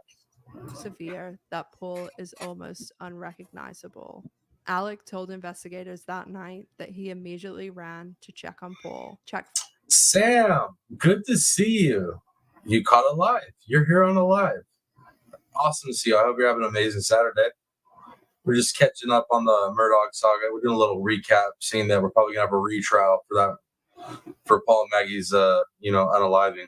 For a pulse, tried to turn him over, and when he did so, Paul's phone came out of his pocket. Alex said he picked up the phone and, quote, tried to do something, end quote, and then put it down. He then goes over about 30 feet away to Maggie, checks Maggie's pulse, and then calls 911. Approximately 20 minutes after calling 911, police officers respond. Before officers arrive, while still on the phone with 911, Alec asks to hang up from 911 to call his family members. That evening, Alec's family come to Moselle, along with all the attorneys from his law firm. Alec is interviewed by investigators and gives the details I've relayed in this telling. From the 911 call, throughout the interviews, and throughout the entire evening when he's repeating the story to family and friends and colleagues, Alec constantly and repeatedly tells investigators that he believes this shooting is retaliation. That's so funny, Criminal Med, right? Oops, I accidentally tried to do something with it. Do you remember hearing that? I think I tried to do something that I put it back down. Like what kind of statement is that? From the boat crash. Buster has driven down with his girlfriend from a few hours away where they live, and the Murdaugh family and all the lawyers stay with Buster and Alec until 4 a.m. They then leave the property to go and stay at a family member's. So that was the timeline, schedule, and story according to Alec. But what Alec told investigators was complete and utter bullshit. In fact, Alec was not only with Maggie and Paul minutes before the murders, but there's recorded evidence to prove this. The real timeline, or as accurate as we can be by piecing together video recordings, cell phone data, car GPS, and on-store records. Real quick though, fair use interjection here is like you would think for somebody that spent so much time in a courtroom that he would understand digital evidence. He would understand like all the things that help convict him. You would think he'd have an understanding of those things, a better understanding than what he did, obviously. So it's either that or it was just the drug use that clouded his judgment. But man, those are some big L's. Those are some gigantic L's. For somebody that's not smart and able to like outwit people, sorry, bro, you can't outwit technology. Busted. Is as follows. 8:44 p.m. Paul records the infamous kennel video. This video proves that Alec was with them moments before the end of their lives. This video was not found for over a year because they couldn't get into Paul's phone, but thankfully they found it before the trial and Alec's story shattered. Can you imagine that? He thought he was good that whole time. He thought he was good. And then they get that footage out of the phone. I wonder what his thoughts were the day that they got that footage and he found that out. I'm telling you, I mean, if he wasn't such a narcissist, he probably would have unalived himself, to be honest. But obviously, he's too big of a narcissist. Yeah, Sam, a whole year. a whole year he was like, he thought he was in the clear for a whole year. He thought for a whole year his alibi was going to be cool. And then boom, they get that done. Exactly. That's what I wanted to say, but I was trying to be, polite about it. But he definitely messed his pants. Definitely. In this video, Paul is recording it for his friend Rogan Gibson. Rogan had left his dog Cash at the Murdaugh's kennels, as Rogan lived about 2 miles away from Moselle, but was not living at the house at the time. Those witness statements by friends and family, honestly, it was crazy. You could tell which ones believe Alec did this. You can, straight up. And his friend Rogan, it was an interesting testimony. His dog Cash went to stay at Moselle, and Paul noticed something odd with Cash's tail. He attempted to FaceTime Rogan so he could see the dog, but the cell phone reception at Moselle is terrible. They tried a few times to make the call, and when they couldn't get it to work, Paul decided to take a video and send it to Rogan. At 8:44, Paul makes the short video recording of Cash. In the video, you can hear 3 people speaking. Paul is speaking to Cash, and you can also hear Maggie and Alec talking to their dog, Bubba, who has grabbed a chicken. Maggie and Alec had 2 dogs, Grady and Bubba, that normally Maggie always had with her. They were the main family dogs. Bubba had a chicken in his mouth, and you can hear Alec clear as anything speaking. Quit, Cash. Quit.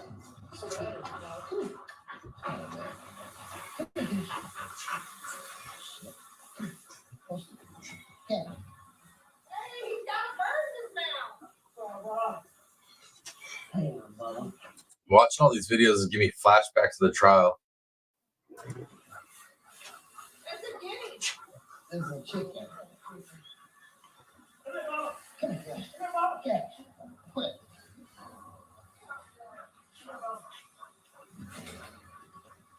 This places him at the scene of the crimes moments before they happened. Alec now claims that he took the chicken from Bubba's mouth and then immediately left on the golf cart, returned to the house, lay down for a few moments, then got up and left the property and went to his parents' house. Another thing that was incredibly weird was that Alec Murdaugh, when he was down at the kennels when this video was taken, he did not have his cell phone with him. He left it at the house. And many, many people, family and friends and colleagues, testified that Alec was never without his cell phone. I have a really detailed timeline of the night, and I will put it in the pinned comment. I always put all of my sources in the pinned comment. This will be everything that I use for the video, like all the clips, but it also includes anything that I've read, watched, listened to, and I've put everything, as always, in the pinned comment. So if you want to know more, I really suggest starting.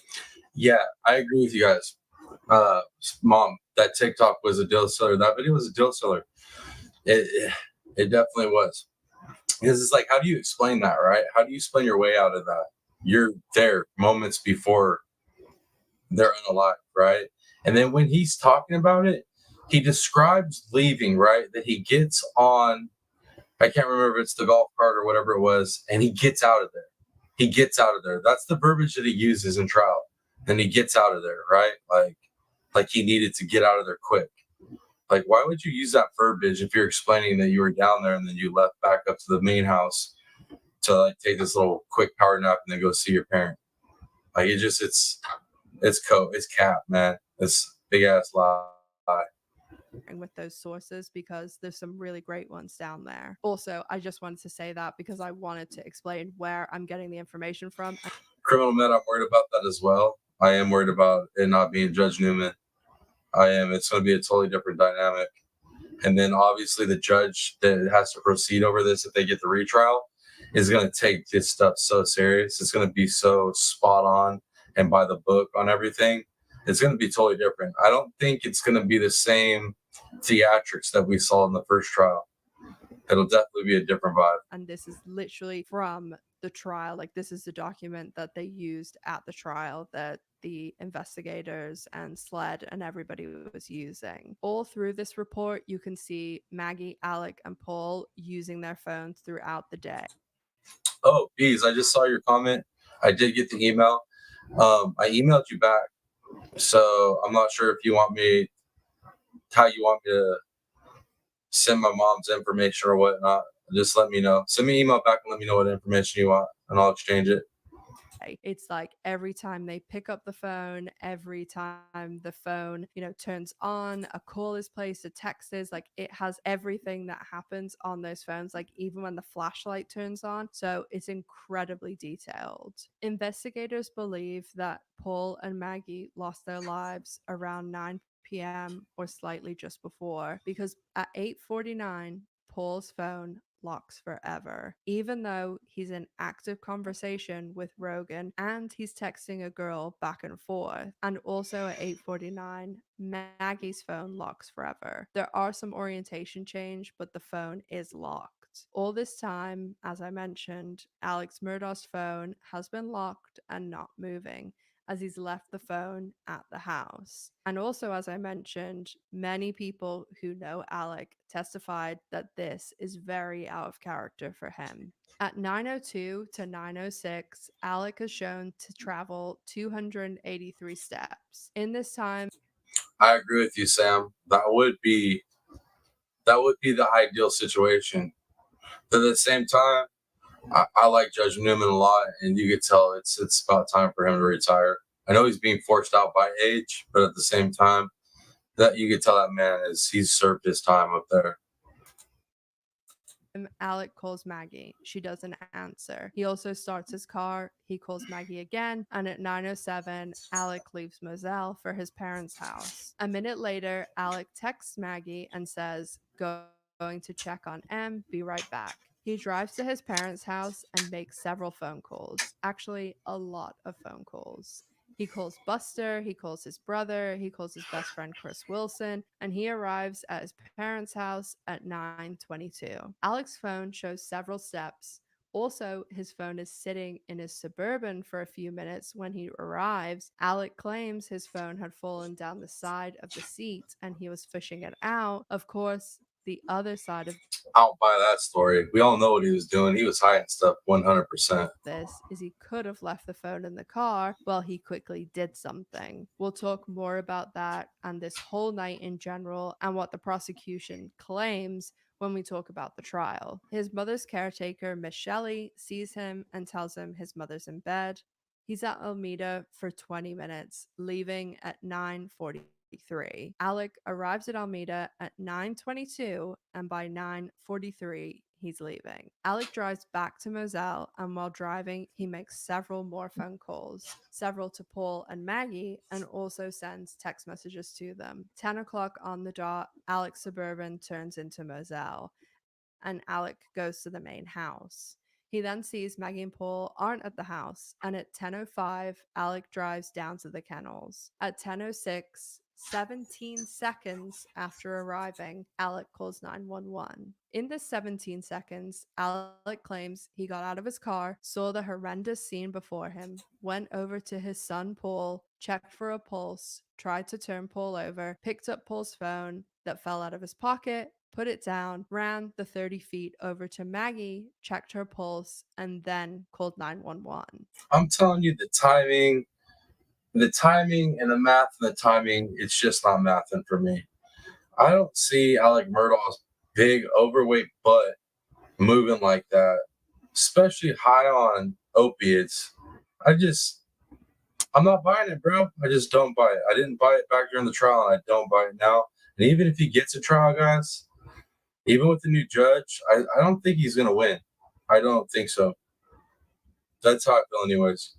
Due to Moselle being quite far out and pretty late at night, it takes about 20 minutes for the first police officers to arrive. While on the phone with 911, Alec goes to get a gun from the house. We have the body cam of the first officer on the scene, and we can get quite a large amount of information from this. I do just want to put another warning in here. I am going to be showing some of the body cam. Mainly, it is of Alec and the cops, and Paul and Maggie's bodies are completely blurred out, of course, but there is some blood on a sheet that you may see, and also just the whole thought behind like this is a real crime scene where two people really lost their lives. So you don't think so either, Sam? Yeah, I don't think he's gonna win. And I'm pretty sure, Sam, I'm pretty sure we're gonna see a retrial. Like I was telling everybody at the beginning of the stream, we're gonna cover all that. We're gonna cover that press conference, and we're gonna cover another video I found on it, and we're gonna deep dive what happened and the likelihood of getting a retrial.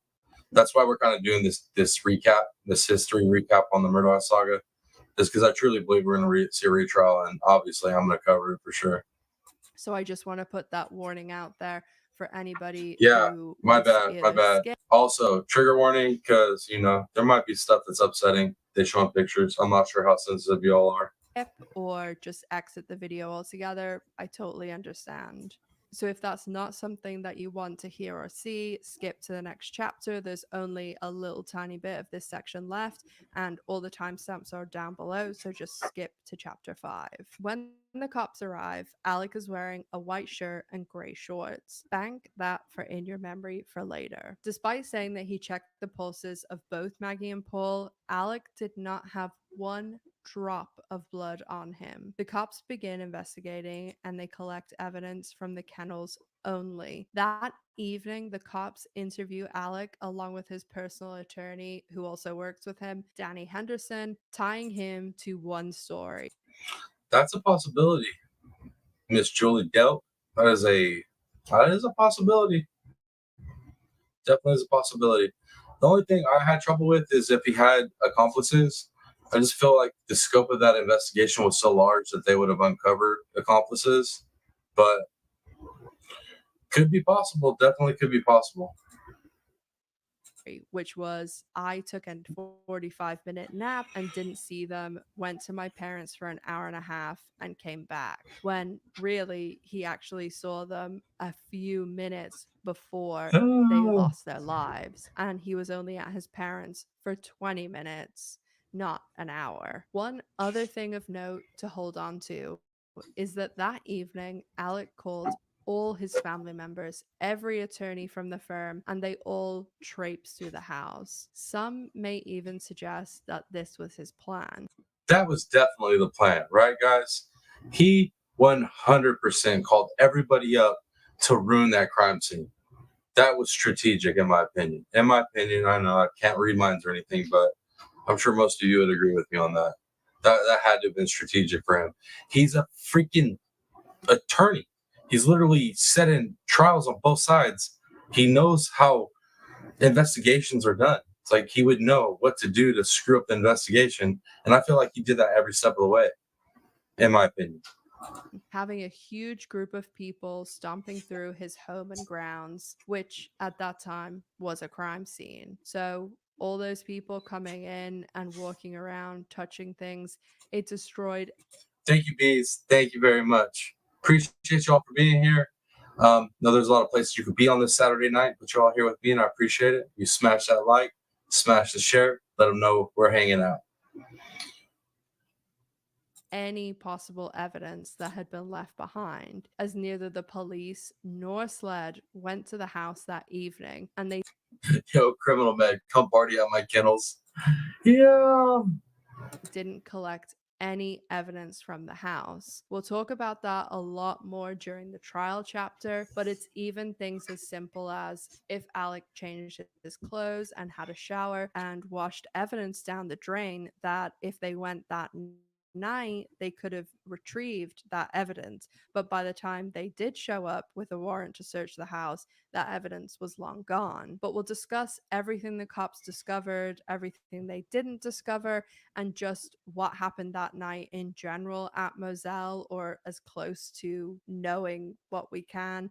We'll discuss all that in the trial chapter. But Yeah, I mean, I have to admit though, in all honesty, the first part of that investigation was pretty much crap, and it's hard to say whether it was sloppy work, if it was work that was purposely done sloppy because of who it was, or if maybe people that were involved, law enforcement that were involved with it, maybe they were intimidated by who it was. You know what I mean? Like, they don't want to mess up on this investigation, but being such a heightened level of anxiety dealing with who you're dealing with, that family, maybe they screwed up on accident. But there's definitely mistakes that were made in the investigation. That's for dang sure. But I digress. Let's keep going, guys.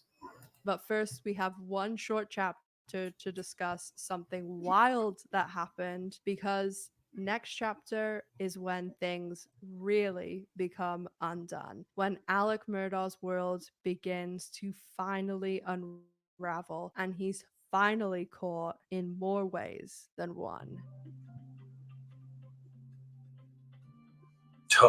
This chapter will be brief before we get into all of the crazy events of the trial, but this chapter is still full of bizarre and wild happenings. Yo, Side of the Road is probably the most ludicrous, one of the most ludicrous events in this whole saga. Like, really, how are you gonna like? I still can't wrap my mind around it. I understand the event. I understand how. I'm pretty sure I understand how it actually went down. But, bro, you really gonna like claim you had a flat tire with run flats? Are you? How? Come on, guy. After the murders in June, for the rest of the summer, the authorities stayed very quiet on what was happening with the case. No suspects, no sketches, no weapons, no information, no leaks at all. Also, due to the events... Bees, check it out, Bees. When we do the membership live stream, so I'm going to do a live stream once we hit monetization and memberships open up. I'm going to do like a live stream and break down what the memberships are going to be like. We get to that, we get the watch hours in, I'll wear a red shirt for that one, just for you, Bees. Just for you, okay? Right, Criminal Man? The lamest unaliving attempt. But I truly don't believe he really attempted to unalive himself. I think that it was like a definite setup. I don't trust either one of the men that are involved in it. You can't believe either one of them.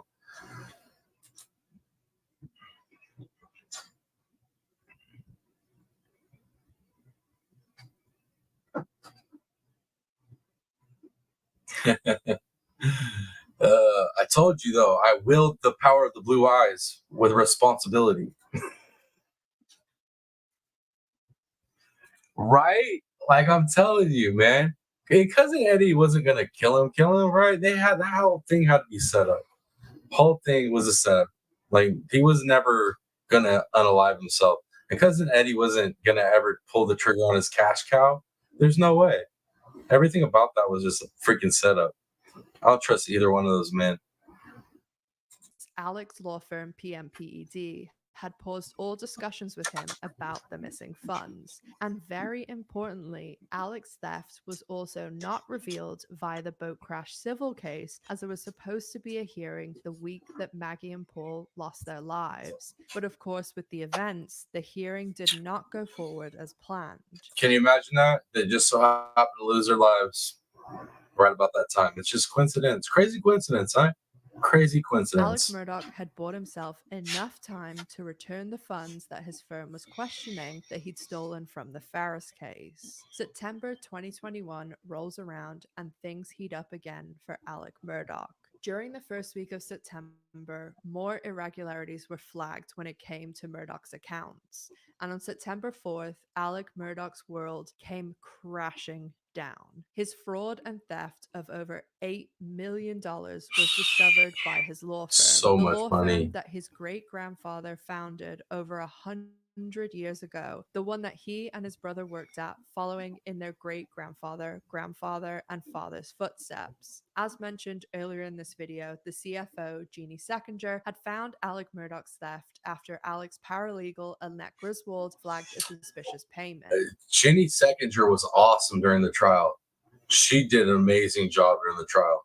I was very impressed by that lady. The CFO, Jeannie, had previously approached Murdaugh on June 7th, but later that day, due to the events that we now know happened with Maggie and Paul, the discussion about the missing funds was put on the back burner. But after more evidence was found, Jeannie brought her findings to the partners and showed them the black and white proof that Alec Murdaugh had been stealing from them and their own clients. Jeannie actually had no idea at the time that her own brother-in-law, Russell Lafitte, was involved in Murdaugh's scheme. Alec's brother Randy and another partner approached Alec with the I'm gonna say this right now too. I truly believe that had Jeannie Seckinger been the only person that knew about that, and she came to Alec being the only person knowing about that, I believe that it might have been her. Guys, I'll be honest with you. Had Jeannie not come in and talk to him about that whole money situation and let him know that like it had been brought to her attention, like I just believe that if he would have really thought she was the only one that knew about the situation, it could have been her. Easily could have been her.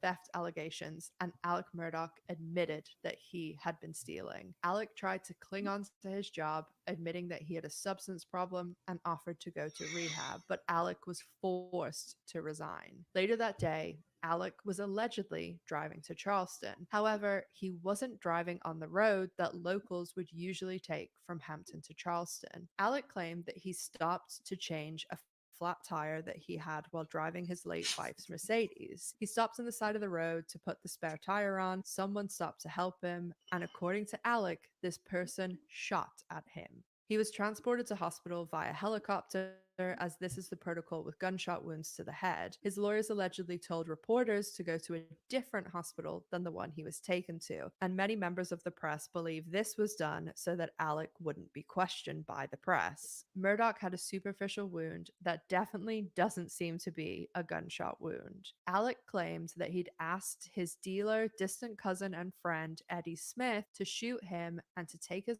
life so that his son Buster could receive a $10 million life insurance. Cousin Eddie told a very different story. Yo, cousin Eddie's straight up. He's out of a movie. He's a cast member out of a movie. I'm telling you right now.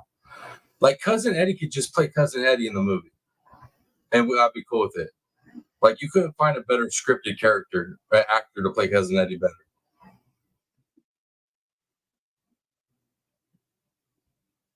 People think that Alec Murdaugh was trying to set Eddie up, wanting to be shot at, as so it would seem like the killer who had taken Paul and Maggie. Okay, Beats, I'll do that. That would probably be the best way to do it. I'll do that. I'll send her your. Yeah, I'll do that. That would be way easier. What else you guys saying in the chat, Average? You want to know cousin Eddie's history? Or what? Is that what you're saying, criminal man? I mean, a criminal. That's all I know. That's all I've heard is a criminal with connections and ties to other criminals. Maggie's life had returned to finish off Alec. In reality, it seems as though this was all orchestrated by Alec Murdaugh himself, as along with not only being on the wrong road, there are many other things that did not add up when it came to this story. For one, I have the exact same car that Maggie had, and not only is there not a spare tire on that car, they actually have run flat tires, so you can travel up to 50 miles on them when you get a flat. Also, apparently there was no life insurance policy on Murdaugh or any of the family members. So that whole story is cat, man. I mean, literally, bro, Alec is like the worst. For as an amazing attorney as he was, he's like the most horrible criminal on the planet. Like hands down. Just the boy's dumb. Absolutely dumb. Let alone one for 10 million. After his stage shooting, Murdaugh and his lawyers released a statement saying he had resigned from his law firm, but he didn't mention the fact that he was forced to resign due to stealing. Alex stated he was only resigning because he had. Sam, you didn't know about the tires being run flats till today? Well, you always learn something new on this channel, right? Always learn something new. But it's definitely, obviously, there's many points in that story that I mean, come on, we know the story's BS, but the run flats, yo, that one right there is just how that boy dumb. That boy is just dumb. And tell me you've never worked on a car without telling me you ever worked on a car. You don't even know the damn car's got run flats. How? How? Had an addiction that was exacerbated by what happened to Maggie and Paul, and that he's going to go to rehab. Later that day, the law firm PMPED clarified why Alec was forced to resign. Absolutely disgraced, Alec Murdaugh then heads to rehab in Florida. And when he leaves South Carolina for Orlando, he will never, ever step foot in South Carolina as a free man again.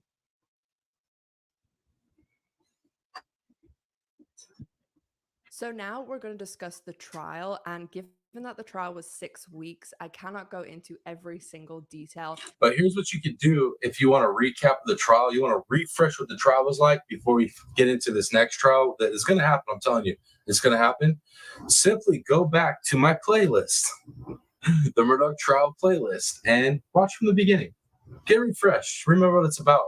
And that'll prepare you with all the information you're going to need to know coming into this retrial. Just saying. Plus helps the watch hours. That happened at the trial, but I'm basically going to go over what the prosecution alleges the motives were for Alec Murdaugh to commit these crimes, and we'll also discuss the witnesses and where we basically ended at the trial with what the prosecution was saying, what the defense was saying, and things like what evidence did we have, what evidence didn't we have, and go through everything with the sentencing as well. So I'm going to jump straight into that. And September 3rd, as we've just previously discussed, Alec resigns from his law firm because basically he had to, because he was stealing. And then on September 4th, he is shot. 2 days later, when he's discharged from hospital on September 6th, Alec goes into rehab in Orlando, Florida. And I mean, the timing is just so coincidental in all this, right? I mean, just coincidental as all can be. when he is leaving rehab on October 14th, 2021, Alec Murdaugh is finally arrested. When Murdaugh was arrested after coming out of rehab in Florida, he actually was charged with 2 felonies over the stolen funds, and primarily the one from Gloria Satterfield, as it was such a large amount, millions of dollars, over 4.3 million. So he hadn't actually been arrested for the murders yet. On December 13th, 2021, Alec's bond is set for $7 million. This was based on the nearly 50 financial crimes that he was charged with at that time. On June 28th, 2022, Alec is indicted for conspiracy. Murdaugh and his cousin Smith were indicted by the state's grand jury on 2 conspiracy counts, including a narcotics count related to oxycodone. The Supreme Court of South Carolina disbars Murdaugh from practicing law due to his reprehensible admitted misconduct. On July 14th, 2022, so quite a while after he's been charged with the financial crimes, Alec Murdaugh is charged with the murders of his wife, Maggie Murdaugh, and his youngest son, Paul Murdaugh. A grand jury indicted him for these 2 counts. It's like he can just be, a white collar criminal, just steal some money. No, he had to steal all the money. And then that wasn't good enough either. It was like, you know what? Might as well become a murderer as well. Just throw one more check mark on the resume. Yeah, I mean, I can't wait until they make this into like a legitimate movie. Like after we get the retrial and then like make an actual good movie. I wonder who they'll get to like cast in it. It'll be good though. It'll be good. I mean, just the theatrics alone and the actual trials itself, you could literally play the actual trial footage in a movie about this family, and it would legitimately sync perfectly. On July 20th, 2022, Alec Murdaugh pleads not guilty at a bond hearing. What say you, Richard Alec Murdaugh? Are you guilty or not guilty of the felonies wherein you stand indicted? Not guilty. and his bond is actually denied. In December 2022, Alec is charged with tax evasion, and then on January 23rd, 2022, the trial finally begins with jury selection. So let's start with a very loose timeline of the trial and some of the big key events that happened. So the trial started, as I said, on Oh snap, ladies, mom. There's your boy Creighton. on January 23rd. The jury was selected, and on That's a good question. That's what I'm saying. I'm like, who would play all these people? I mean, because some of the characters in this story are they're very rich characters, right? So you have to find some very in-depth actors to hit these roles just and to do them justice. It's like I don't know how I'd feel if somebody playing like Judge Newman or Creighton Waters roles. It was like I feel like you'd literally just cut the actual footage from the trial and let it play. It's theatrical enough. Like it carries over into that movie level. At least in my opinion, I'd watch. January 27th, the police testified that when they arrived at the scene, there was not a drop of blood on Alec's clothes. Yo, that's a good recommendation, Pat. That's a good recommendation.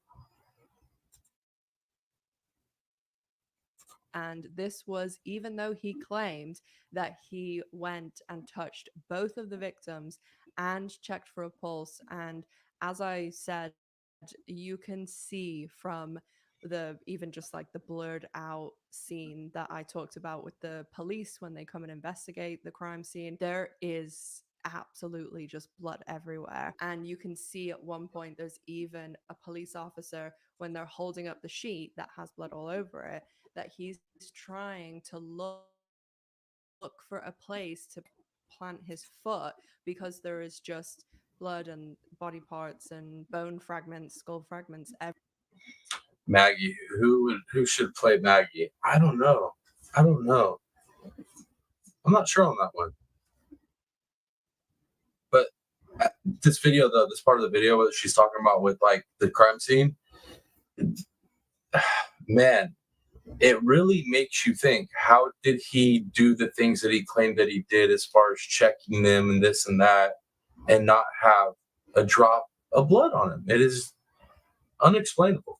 everywhere. So there is no way that anybody could. And this special treatment right here, this is special treatment. This 100% special treatment. They should have drug his ass down to the station like they do everybody else, right? That they have to look at as a suspect because, well, when you're the father, the significant other, husband, whatever the case may be, and you roll up and find this scene, they have to look at you like a suspect. So the fact that he didn't get pulled down and questioned properly and the whole scene wasn't taped off and yeah, like it's all ridiculous. Could touch either of those victims and not get a drop on them. When Alec's lawyers cross-examined the detective who talked about the fact that he didn't have a drop on him, they also said, oh, well, he didn't look like someone who had just committed this crime. I'm really sorry that I have to be so sensitive. Well, no, like what I believe he did is he committed the crime, then he went and washed off. And I don't believe that anything that he claimed that he did on the 911 call that he did. I don't think he checked them. I don't think any of that. He knew that he didn't even need to check them, in my opinion. Sensitive about my language when I'm discussing the crime. It's completely YouTube. They will suppress the video if you don't. They suppress videos if you don't monetize them, and I've had that happen before too. So in order to be able to monetize it, I have to be careful with the language, and I have taken the monetization off videos before so that I can discuss them. Okay, off topic, guys, off topic. I'm not playing it. That what she's discussing right now, it kind of bothers me because there's so many restrictions to be a content creator on YouTube and most platforms. There's so much stuff we're not supposed to say. It's absolutely ridiculous. That being said, I think pretty quick here, I'm actually going to start streaming not just to YouTube, but I have a channel over on Rumble. I haven't really did a lot with, but I think we're going to start streaming over there as well. And Yeah, just so I have a backup place. And then if it ends up being, successful, I think when we want to have like we want to cover trials and cases and talk about it in a way that YouTube doesn't like, we might do it over there every once in a while. But I'm definitely setting up as a backup because it seems like YouTube's getting way, way more restrictive and it's easier to find yourself deplatformed here. So I'm definitely thinking about running on multiple platforms just in case. So there's always a place where my creep can go.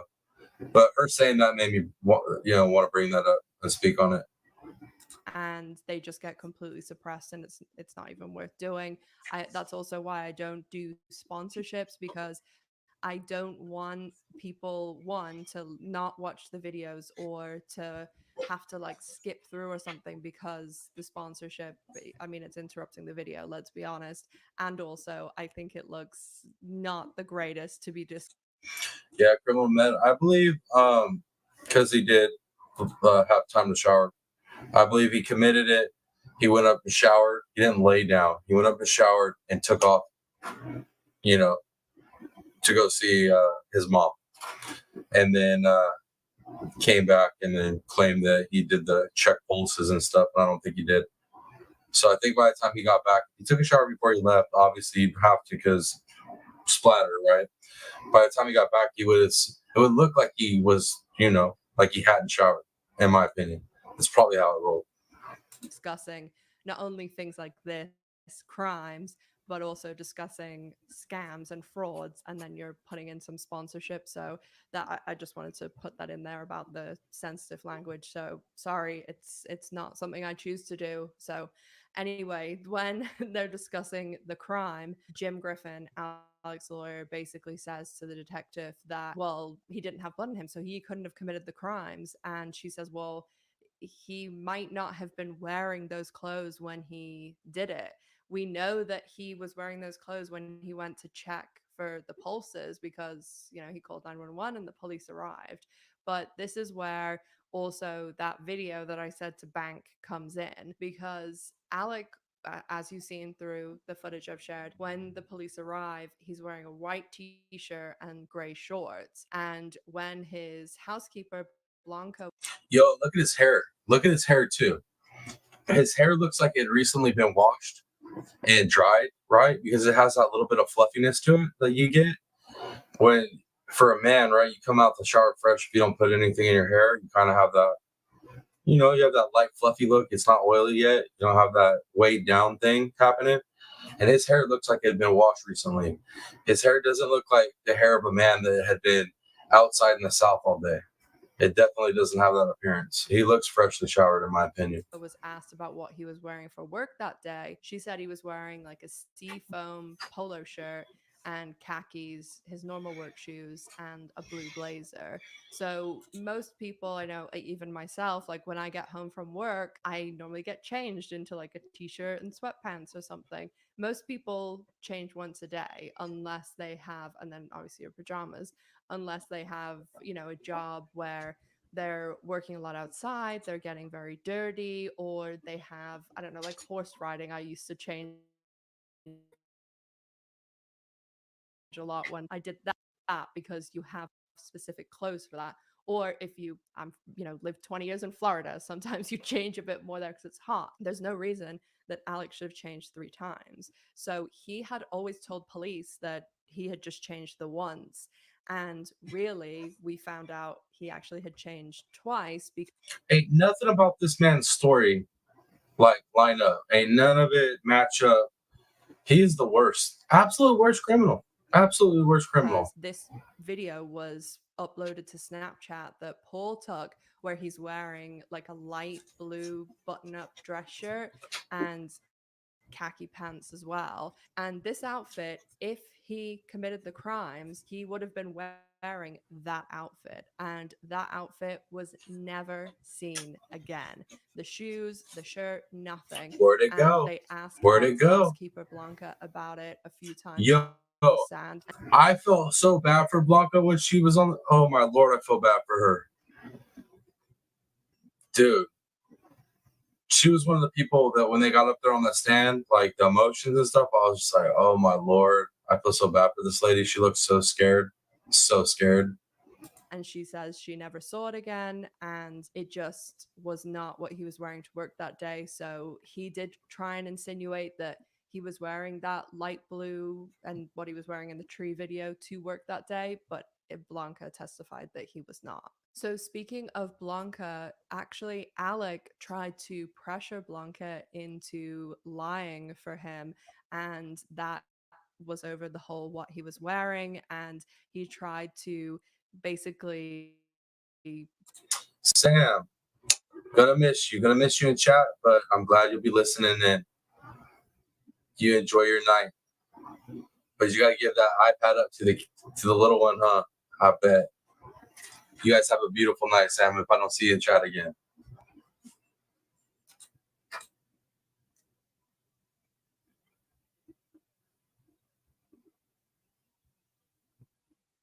Oh, me neither. Him on Murdaugh on the stand? I had no sympathy for that man on the stand. It was like just looking at some blood. It reminded me like a C-list or even worse level actor. Like an actor, just a horrible actor trying to get a role. That's what he reminded me of. And I was just like, bro, this is not good, dude. With all that money, like you couldn't take some acting classes or something, bro. That would have helped you. Like some lawyers do that, to be able to present well in trial. He definitely can't act.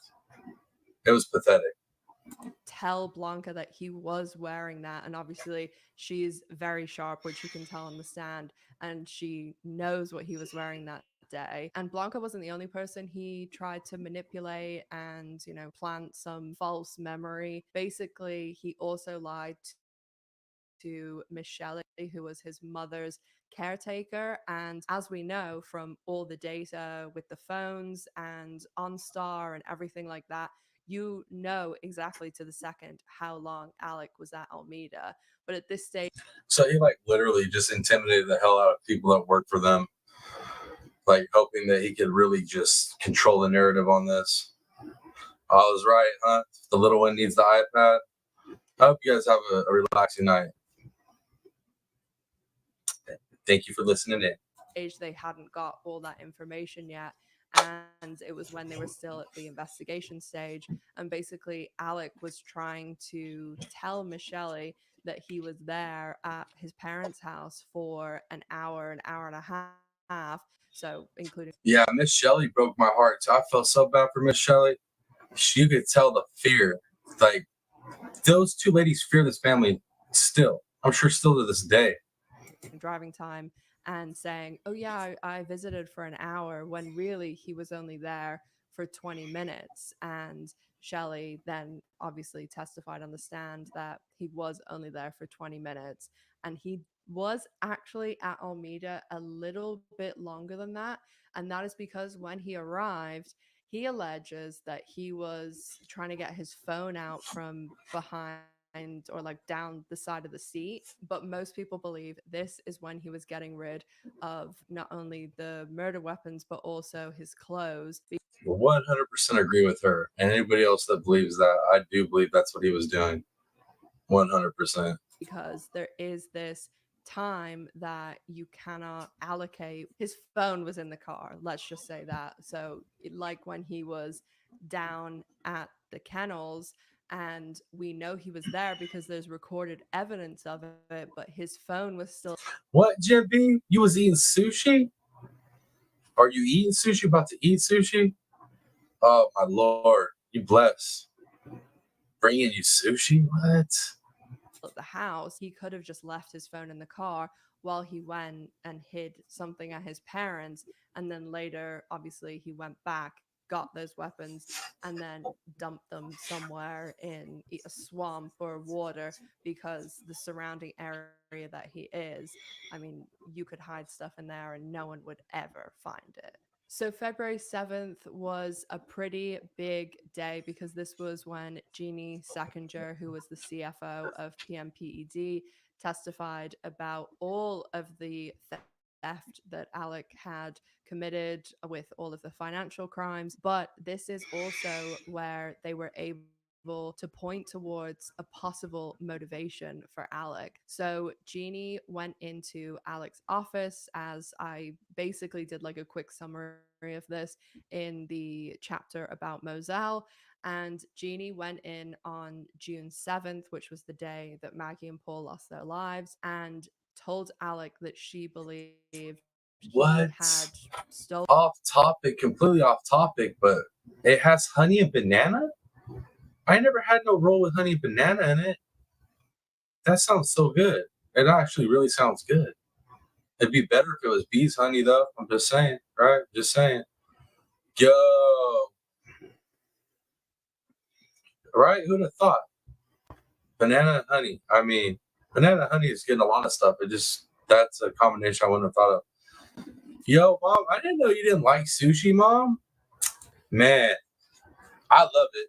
Your granddaughters love it. And your oldest granddaughter, that's actually what she does as a job. She's a hostess at a sushi place here in town.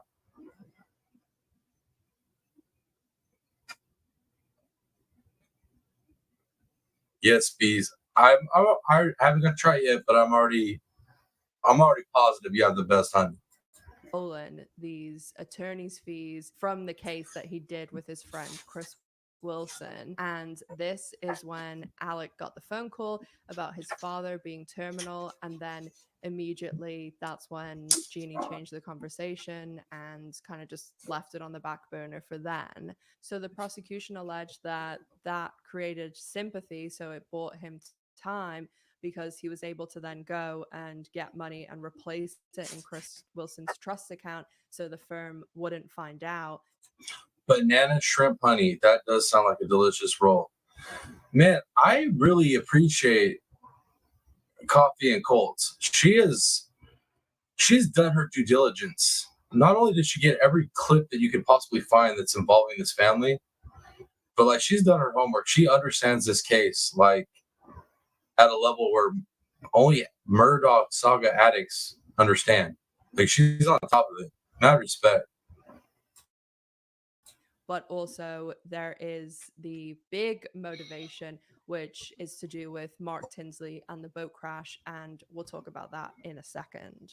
On February 15th, Maggie Murdaugh's sister testifies about a strange conversation she had with Alec, and this was to do with Alec saying that his number one motivation was to clear Paul's name over the boat crash incident when Maggie's sister, whose name's That was another thing that always got me too. I was like, wait, what? He wants to clear his son's name that is gone instead of figuring out who unalived his son and his wife.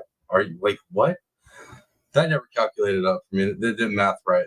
Marion Proctor was saying that her number one motivation would be finding out who took the lives of Maggie and Paul. On February 21st, Buster Murdaugh took the stand. This is Alec's only living son, and he mainly testified about his father in a positive light, about, his upbringing and things like that. So there wasn't really anything too significant that Buster said on the. You know what was significant about Buster being on the stand for me was like he literally just reminded me of his father. I was like, oh, dude, this guy's a spitting image of his father. Like this dude is a weasel like his father. And he might not be. He might be a great guy. Who knows? Doubt it, but who knows? But that's just my opinion. That's the vibe I get. The stand, because obviously most of it was in a positive light for his father. February 23rd and 24th, Alec Murdaugh takes the stand in his own defense. Most people would describe this as a bad idea because he just didn't really come across well on the stand. He was getting tripped up a lot. Yo, when I heard he was going to take the stand, dude, I got so excited. I think I was at work during that part of the trial. Yo, I was literally like yelling right on, like excited, like I was watching a football game. It was ridiculous. Everybody was like, dude, what are you listening to? I was all, it's a trial, bro. Like, this is the biggest trial. They're looking at me like, this dude is crazy, excited about a trial. True crime nerd, what can you do? And then he broke down several times. Most people believed it to be orchestrated and to him not really having any real tears. And he just got himself into some situations that did not look good.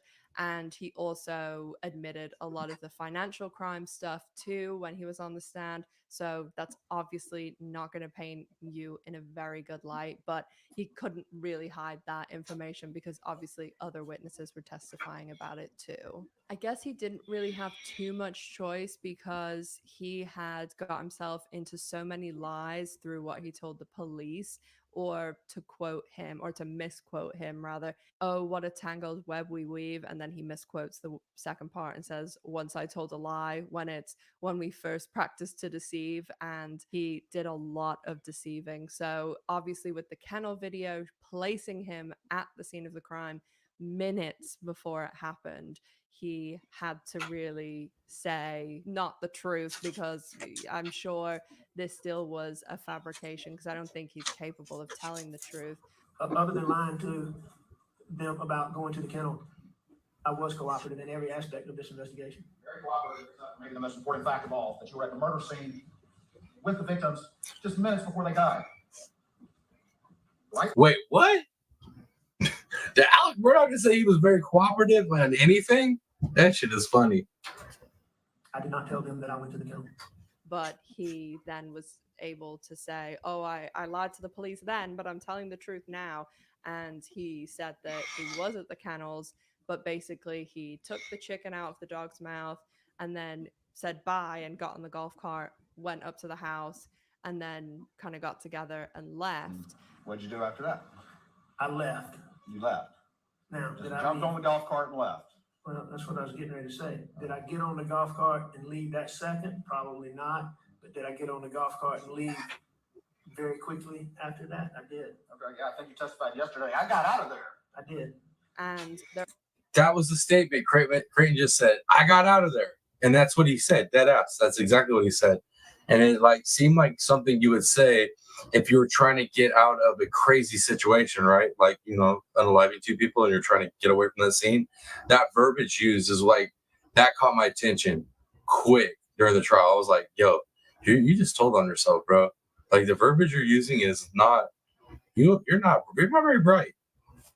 There also is some evidence about that sort of what he was doing at the house before he went to Almeida that we'll also talk about in a second when it comes to the motivation, but also things that are sort of flagged in a lot of people's minds. On March 1st, the jury is able to visit Moselle, and the footage that I'm playing over the top of this clip, this is footage of the jury visiting the crime scene. So a lot of the footage that I was able to get of like the interior. Here's a question though too that I'm wondering about is we have a retrial. What has been changed out at Moselle, and is the jury going to be able to go see the scene like the last jury was? And if they don't get to go see the scene like the last jury, is that going to affect the jury's decision? That's something to think about. And stuff is because of them visiting, and there really isn't much more that happens because we find out what happens, guilty or not guilty, in just 2 days. So I'm going to go over some of the flags, some of the motivations, some of the discrepancies and things that don't add up, and then we're going to discuss what happened and everything after that. So I've gone through a few of these while I was going through the timeline, but there's still a couple to kind of highlight. And the first thing that I really noticed when I started looking into this case with a lot more detail was the fact that when you're comparing the 911 call that they did with the boat crash and the one that Alec placed with Maggie and Paul, you hear the kids when Connor's placing the call to 911. And when you place a call to 911, the line is actually always open and recording, even when the phone's ringing. So that's why when the phone is ringing in the boat crash case, you hear the kids screaming, you hear all the chaos. Trigger warning is a little bit like that on the call.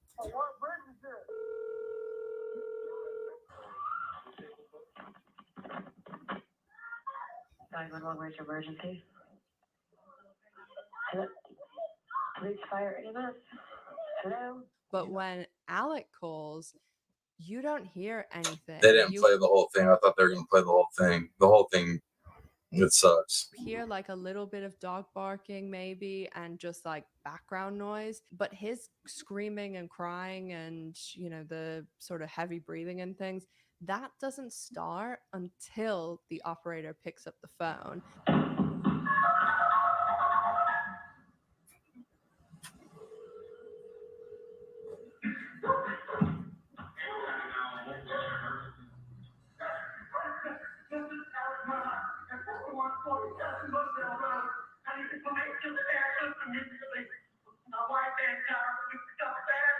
So it seemed like a switch was flipped when it came to Alec. I talked about him, touching the victims and not getting any blood on him, but also there was just a few other things that I wanted to highlight about just generally what happened that night before we go into a few of the other things. So when he had left the kennels and when he Did I read that right?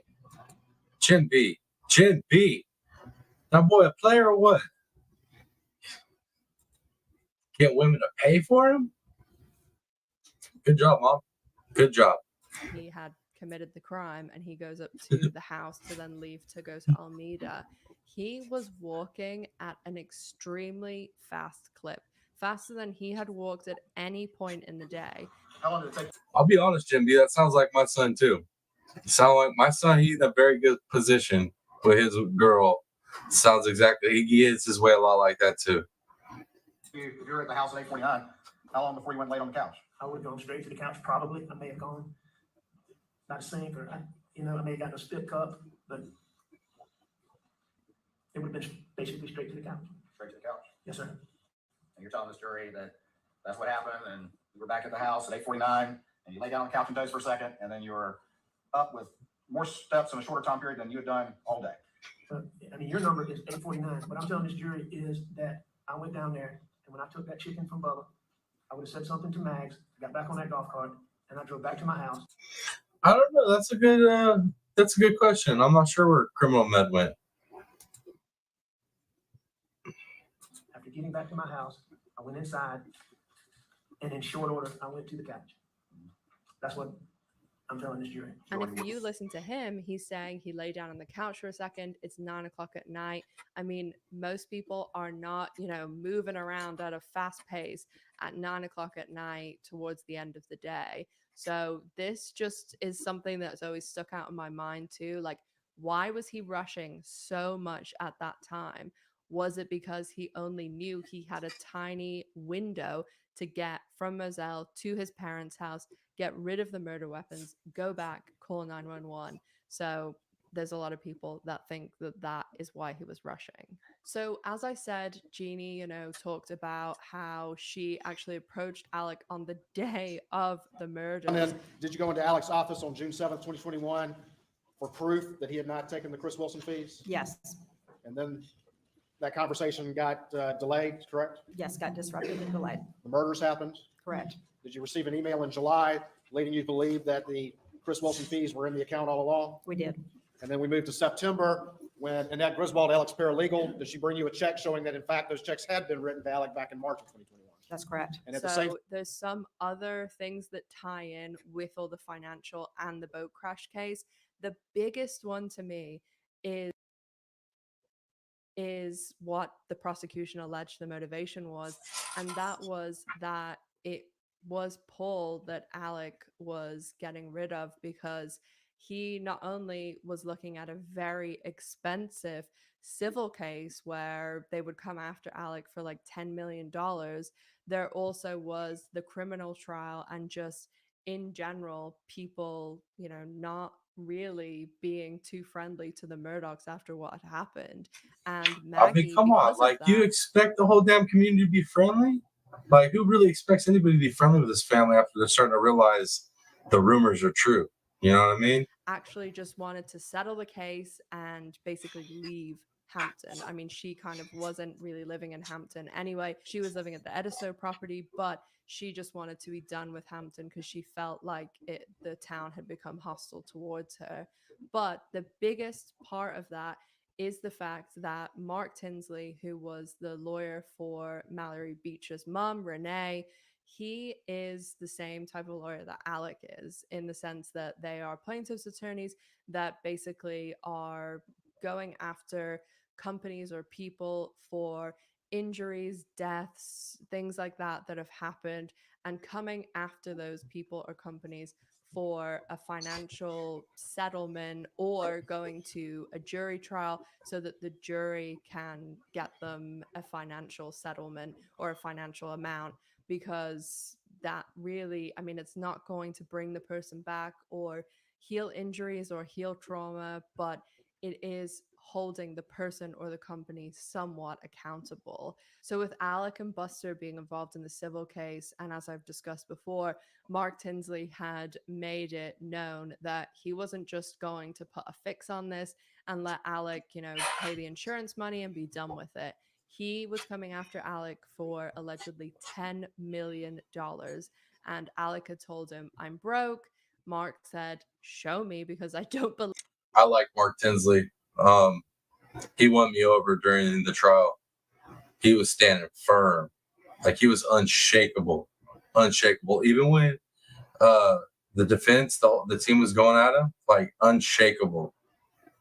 Believe you because you're a rich lawyer that is, settling all these cases, and you have generational wealth. And the idea was, if you say you're broke, show me the books, and they had refused to with the response to this interrogatory, as well as others. Is that correct? Correct. What I'm trying to do is put pressure. He doesn't want me to have access to his accounts. At the time, I think it's because I'll see how much money he actually is making and how much he has. I think Mark Tinsley might be the first person that's ever stepped up, like truly stepped up to Alec Murdaugh. To probably anybody in that family. That dude, I'm telling you right there, that's a stand-up guy. His aggressiveness is what caused everything to go the way it went, to be honest with you. Yeah. And so, that's what I'm trying to do, is put pressure on him to force him into a settlement. You don't want it disclosed? Here are the keys to the jail. You enter into an agreement and let's go settle the case. In the event, though, he doesn't settle in response to this, what information are you trying to get? Well, it's certainly not a number. It's certain. Yeah, Alec didn't want to look at him during the trial. You could straight up see it. Alec did everything he could to not stare at Mark Tinsley. Only not Alec's estimation of what his net value is. I wanted the accounts because I knew that the only way that he could be broke is that money had been hidden. And so I was going to look for and trace or begin that process of doing that. So Alec knew that he was on a clock, that Mark. Yo, why are you digging dirt on my little brother? Why are you digging dirt on my little brother? What if he watches this? Mom, that's not right. It's true, though. And it's kind of true. You ain't wrong. You ain't wrong, but still, you're doing my brother dirty, Mom. Was coming for his financial information that would expose everything to do with the fake forge account and all the financial crimes. But also with the civil case, my poor brother getting outed on a live stream. Only 8 people here tonight, though, so he's lucky. But this will get replays. My videos have been hitting like 100, 200 views. So, yeah, poor brother. Was coming for $10 million for Alec, which he didn't have. And it's also important to remember, this was Alec's bread and butter. He knew exactly how these cases work, how these civil cases and settlements work. He knew that if someone was a victim of a vigilante. Oh, they're friends, buddies, huh, Jim B? Yeah, that's what my little brother and my son would claim too. They're just friends. They're just buddies. And the life of their wife and son was taken, that they would not. There's that too as well. I'm not dumb in that aspect. She got a point. Be held responsible in a civil case because, as Mark Tinsley puts it, nice people get good verdicts. Understand or have an idea of at least what had happened to Maggie and Paul, how they had been killed? I did. Did that have any effect, that tragedy of their deaths, did that have any effect on your assessment of the boat case and how everything fit together if things were how they initially appeared? Yes, it did, and it would have ended the case. It would have ended the case against who? against Alex Murdaugh. And explain that to the jury. Why? What had changed after this terrible tragedy? When you have a civil case, nice people get good verdicts. You really have. Oh, I ain't hating on his game. I ain't hating on his game. Get your free sushi, boy. Definitely bring some back to mom, too. That's a good boy right there. Have to motivate a jury to want to help somebody in a civil case. And so if you compared, say, Attila the Hun with some sweet grandmother, who gets a better result? It's the sweet grandmother. If Alec is the victim of a vigilante, nobody's going to hold him accountable. It doesn't make any difference what he did or how clearly what he did contributed. The case would be over against Alec. The sympathies of the case have changed if Alec had truly been, his family had been the victim of some vigilante or something like that. The sympathies would have changed if that had been true. Assessing those sympathies and those emotions in a case like this is what you do as a plaintiff's lawyer. Is that correct? It's what we try to do. And that's what Alec Murdaugh used to do as well when he was a plaintiff's lawyer. I think he was good at reading people and knowing what made them tick. And when somebody has something happen to them like that, like a tragedy, they aren't going to be held accountable no matter what they did. If Alec is the victim of a vigilante, nobody's going to hold him accountable. The case would be over. So when it comes to the weapons, And this Alec is knew an that. incredibly Alec knew important that. point, because the whole thing about the weapons that took Maggie and Paul's life, they were proven to be Murdaugh-owned weapons. And that was like a mic drop. It was like, bro, we got you on digital evidence. We got you recorded lying. We got you straight lying on all this stuff. Apologize. And it was your firearms. What do you want to say about that? So all this stuff being said, guys, I'm pretty sure the retrial is still going to be a guilty verdict. But man, I definitely believe we're going to see a new trial. And there was actually 2 guns used at the crime scene. One was a shotgun that was used to shoot Paul in the chest, and then, as I said before, through the neck and the head. He would have survived the chest injury, and obviously the one that made him almost recognizable was an instant impact. When it came to Maggie, she was shot several times, and it was all over her body. She was hit in her arm, chest. That's all right, Mom. Y'all don't need to talk about me. You're all fine. Keep talking about Jim B's son. I like that. That was cool. You guys could stay on that topic.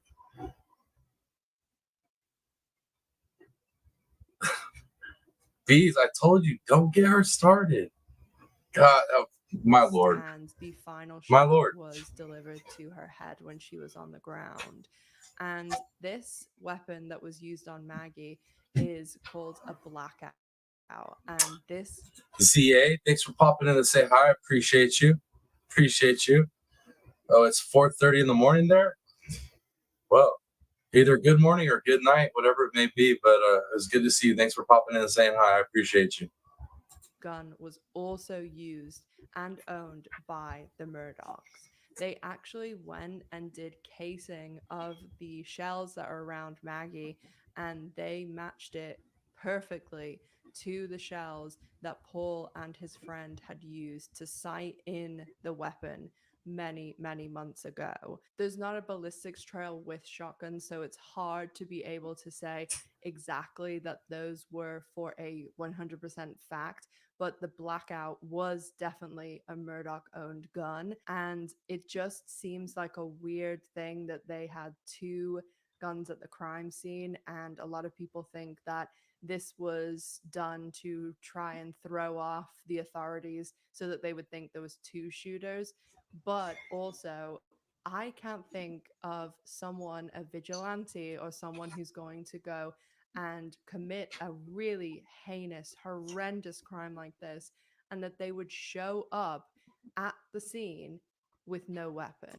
Dude, I think she, in preparation to make this video, she recently just made this video. She is saying a lot of stuff that I said during the trial. You can go back to my playlist on the trial, and when I was doing like daily breakdowns and going over things, verbatim, she literally said what I said. I'm tripping out right now. Like literally, that's how I broke it down. The day, oh my Lord, it's so crazy.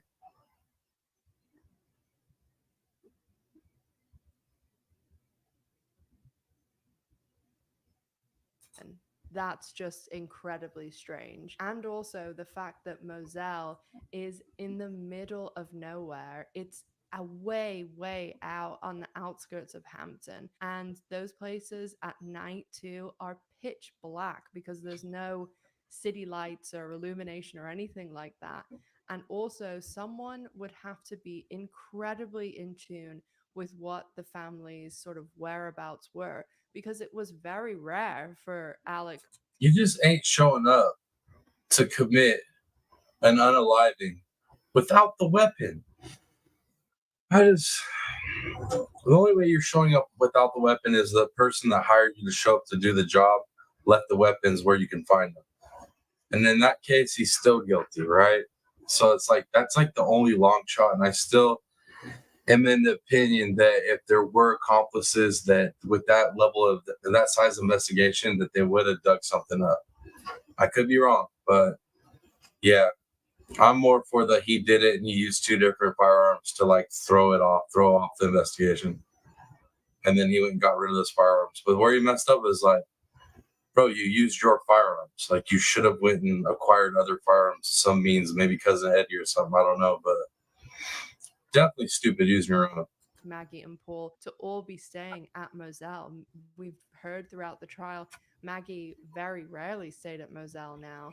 So it just, all those things that I've discussed factored together, it just would be horrendously bad luck that the 20 minutes that you go and I don't know if I look good like that bees with the braid and the beard.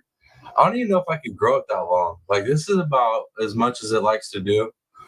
I think I got too much Native American blood in me. I don't grow the beard proper.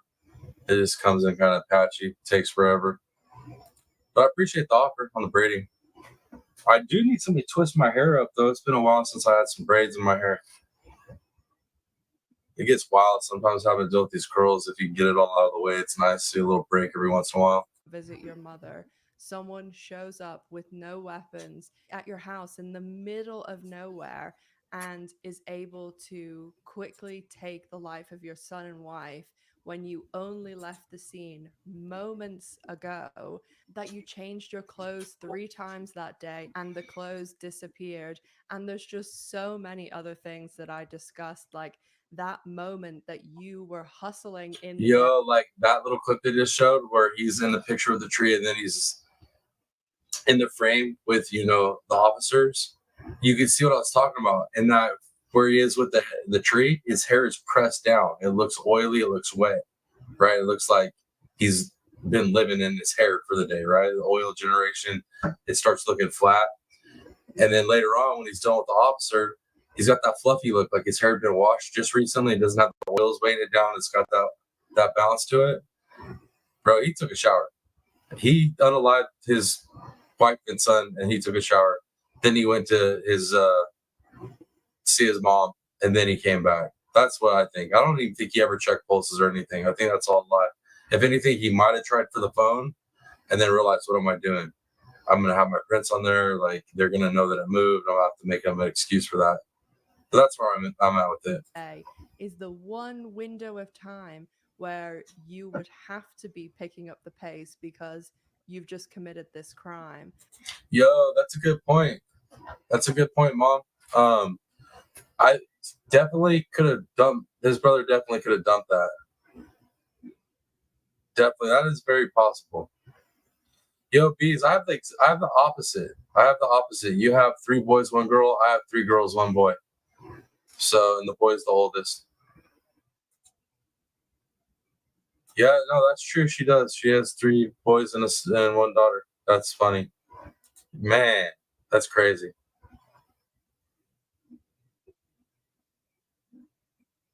There's also so many other things, like there was evidence that although Alec didn't stay at Moselle that night, that somebody had taken a shower. There was water on the scene, so people were saying he could have washed, you know, everything down or cleaned himself up. There just seems to be a look at his hair. I'm telling you, bro. Look at that. There was only look at that. His hair is all flat. Up here, you got more of that fluff to it. Telling you. one person capable of committing this crime. And that's why on March 2nd, 2023, Alec Murdaugh was found guilty of murdering his wife Maggie and his son Paul. One day later, on March 3rd, Alec That was right before my birthday, like a couple days before my birthday. This all unfolded. I was like, happy birthday, man. And that's when I knew I had a problem with true crime. I was like, am I really celebrating all like for my birthday, right before my birthday, he's getting convicted? I was like, I got issues. I have true crime issues. Life sentences to run consecutively. Ms. Murdaugh, I sentence you to the State Department of Corrections on each of the murder indictments. In the murder of your wife, Maggie Murdaugh, I sentence you. How many of y'all were like, when Judge Newman was reading that off, how many of you guys were jacked? I was so stoked. I was so excited. I was like, and then what he told him, what Judge Newman laid out on him, oh my Lord, it was the best. That's when I was like, man, this judge, I've liked you the whole trial, but the way you just finished this trial, you the man. For term for the rest of your natural life, for the murder of Paul Murdaugh, whom you probably love so much, I sentence you to prison for murdering him for the rest of your natural life. Those sentences will run consecutive.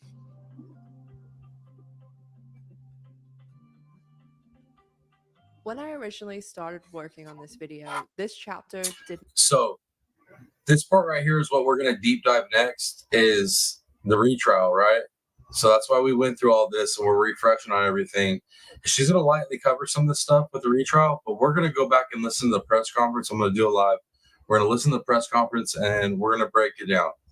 And we're going to really get into this and really come to a conclusion on how many of us think there's going to be a retrial or not. But yeah, let's go ahead and keep going, guys. Not exist. The script went from the trial chapter into a wrap-up where I mentioned Alec Murdaugh was appealing his conviction, there was an outro, and the video was done. But while I was in the first stages of this video, when I do all the research, there was a big, enormous update. And that might change everything that I've just gone over about the trial, because it really is starting to... Yo, Mom, you got 2 grandsons. You got 2 grandsons, not 1, 2. Look as though the trial may be completely thrown out and Alec Murdaugh might be given a new trial. And I don't mean a 1 in a million Hail Mary chance through an appeal. See, she even agrees with me that this is going to be a retrial.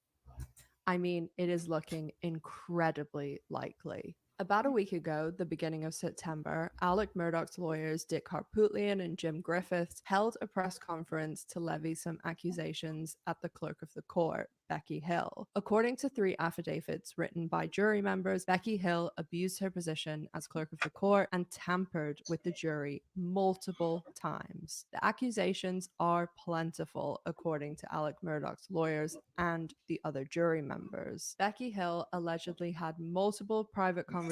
Dude, I swear, Alec's lawyer looks like he could have been casted on Grumpy Old Men. If any of you guys know that movie, you know what I'm talking about? He could have been part of that cast, 100%. Easy, all day long.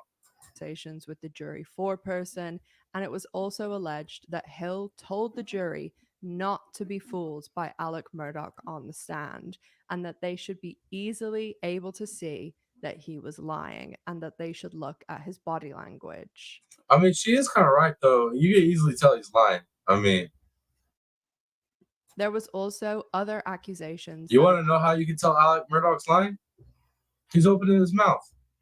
It's pretty simple. Apparently, Hill got a juror thrown off the case on the very last day of trial when they were about to deliberate. This juror was leaning towards a not guilty verdict, and Becky Hill allegedly made up a story that the juror's ex-husband wrote on social media that the juror was discussing the trial. To anyone who followed the case, this woman was dubbed the egg juror. No one, including Becky Hill, when asked, has ever been able to find... Yo, you guys remember that part of the trial too? They had to send her home and like they had to go retrieve her eggs. I was dying, man. I was laughing so hard. This post again, even going into the ex-husband's Facebook backend and they couldn't find it in there either. The juror was removed from the case on the last day of deliberation. The juror's ex-husband was also spoken to, and he stated he had not spoken to his ex-wife in over a decade. There was also another accusation when it came to this juror, that allegedly when she was delivering a fridge to some tenants, that she discussed the case then too. These tenants, after being woken up in the middle of the night, brought in for questioning, woken up again, brought in for more questioning, they said that she never spoke about the case. Literally the day before I'm recording this, there was a hearing to talk about the date that they're going to hold the trial for Alex's financial crimes. At We covered that on this channel. this hearing, Dick Harpootlian, Alex's lawyer, stated that there was a jury member that told another jury member that they desperately wanted to be on the Murdaugh trial because it was going to be so big and have so I agree with you, Bees. I just saw that comment. She does. Jen B gives off a young vibe for sure. much publicity. There have been many more accusations regarding jury tampering, and if even one of these scores and scores of allegations are true, Alec Murdaugh will receive a retrial. Regardless if Murdaugh gets a retrial for the murder charges, he will return to court this year. It was just decided, as I said the day before, that I'm recording this, that the financial crimes will be tried on November 21st. Alec Murdaugh did admit to all of these financial crimes, but the state still wishes to pursue a case against him rather. Hey, being a little immature, keep you young though. I'm just saying, be a little immaturity in there, keep you young. I vibe with that. I agree with that 100%. There's criminal med. We were worried about you. We didn't see you popping up in chat. Good to see you back. Let's see, Bees. Okay, Bees, you got 23, 15, 14, and 12. I got 20, almost 18, almost 16, and almost 12. That's what I got.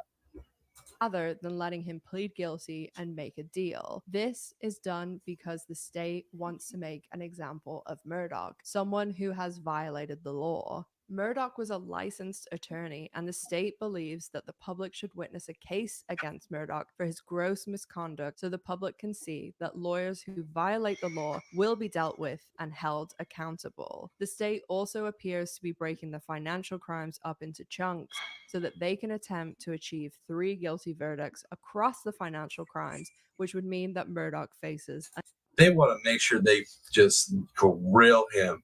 They definitely are making an example of this man. And rightfully so. Not just because you need to make an example of him, but they also need to save face, right? For all the stuff that was happening right under a lot of their noses.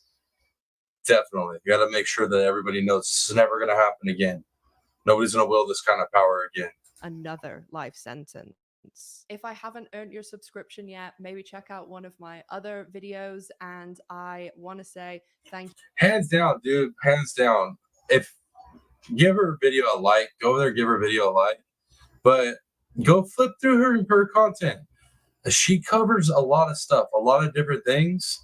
It's a very eclectic mix of things she covers, but she covers everything in depth, and she might cover something that you're interested in. So definitely go check her channel out. I appreciate it in this video, most definitely. Let's finish listening to what she has to say, and then we'll So much to we'll everyone wrap it who's up. made it to the end of this video. Please leave MVP down in the comment section so I can thank you. I have my own little MVP here. I'll insert a little clip. Yo, you know what I'm saying? Go put MVP down in her chat, and then just tell her who sent you. You know what I mean? Do that. Introduce ourselves a little bit. You know what I mean? Spread the love. All right, let me see what you guys are saying in chat before we wrap everything up for tonight. Let's see. Bees, my lord. Criminal med, you can't say nothing to Bees. Like, you can't give Bees any ammo or anything. You catch some type of comment like that. I'm learning this quickly.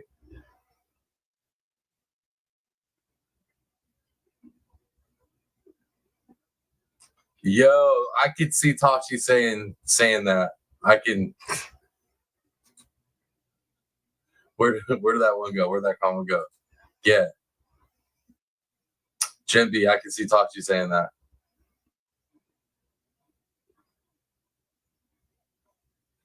Let's see what else y'all saying.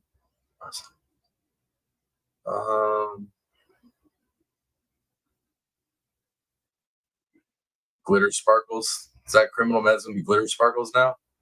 Is that what you said, Bees? Glitter sparkles. I like that. I like that. Oh man.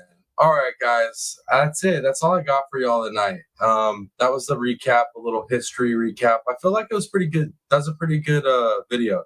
I feel like she did an amazing job at serving up the whole history behind this whole Murdaugh saga. The only thing that she didn't cover in depth is the Stephen Smith. And I get she didn't do that because there is no actual direct connection yet that we know of. But yeah, maybe that's what we'll do. We'll cover the most recent Stephen Smith's information, and we'll cover the trial, the press conference they did, Murdaugh's defense team. So we'll cover those two things. That way we can really feel like we've rounded it out.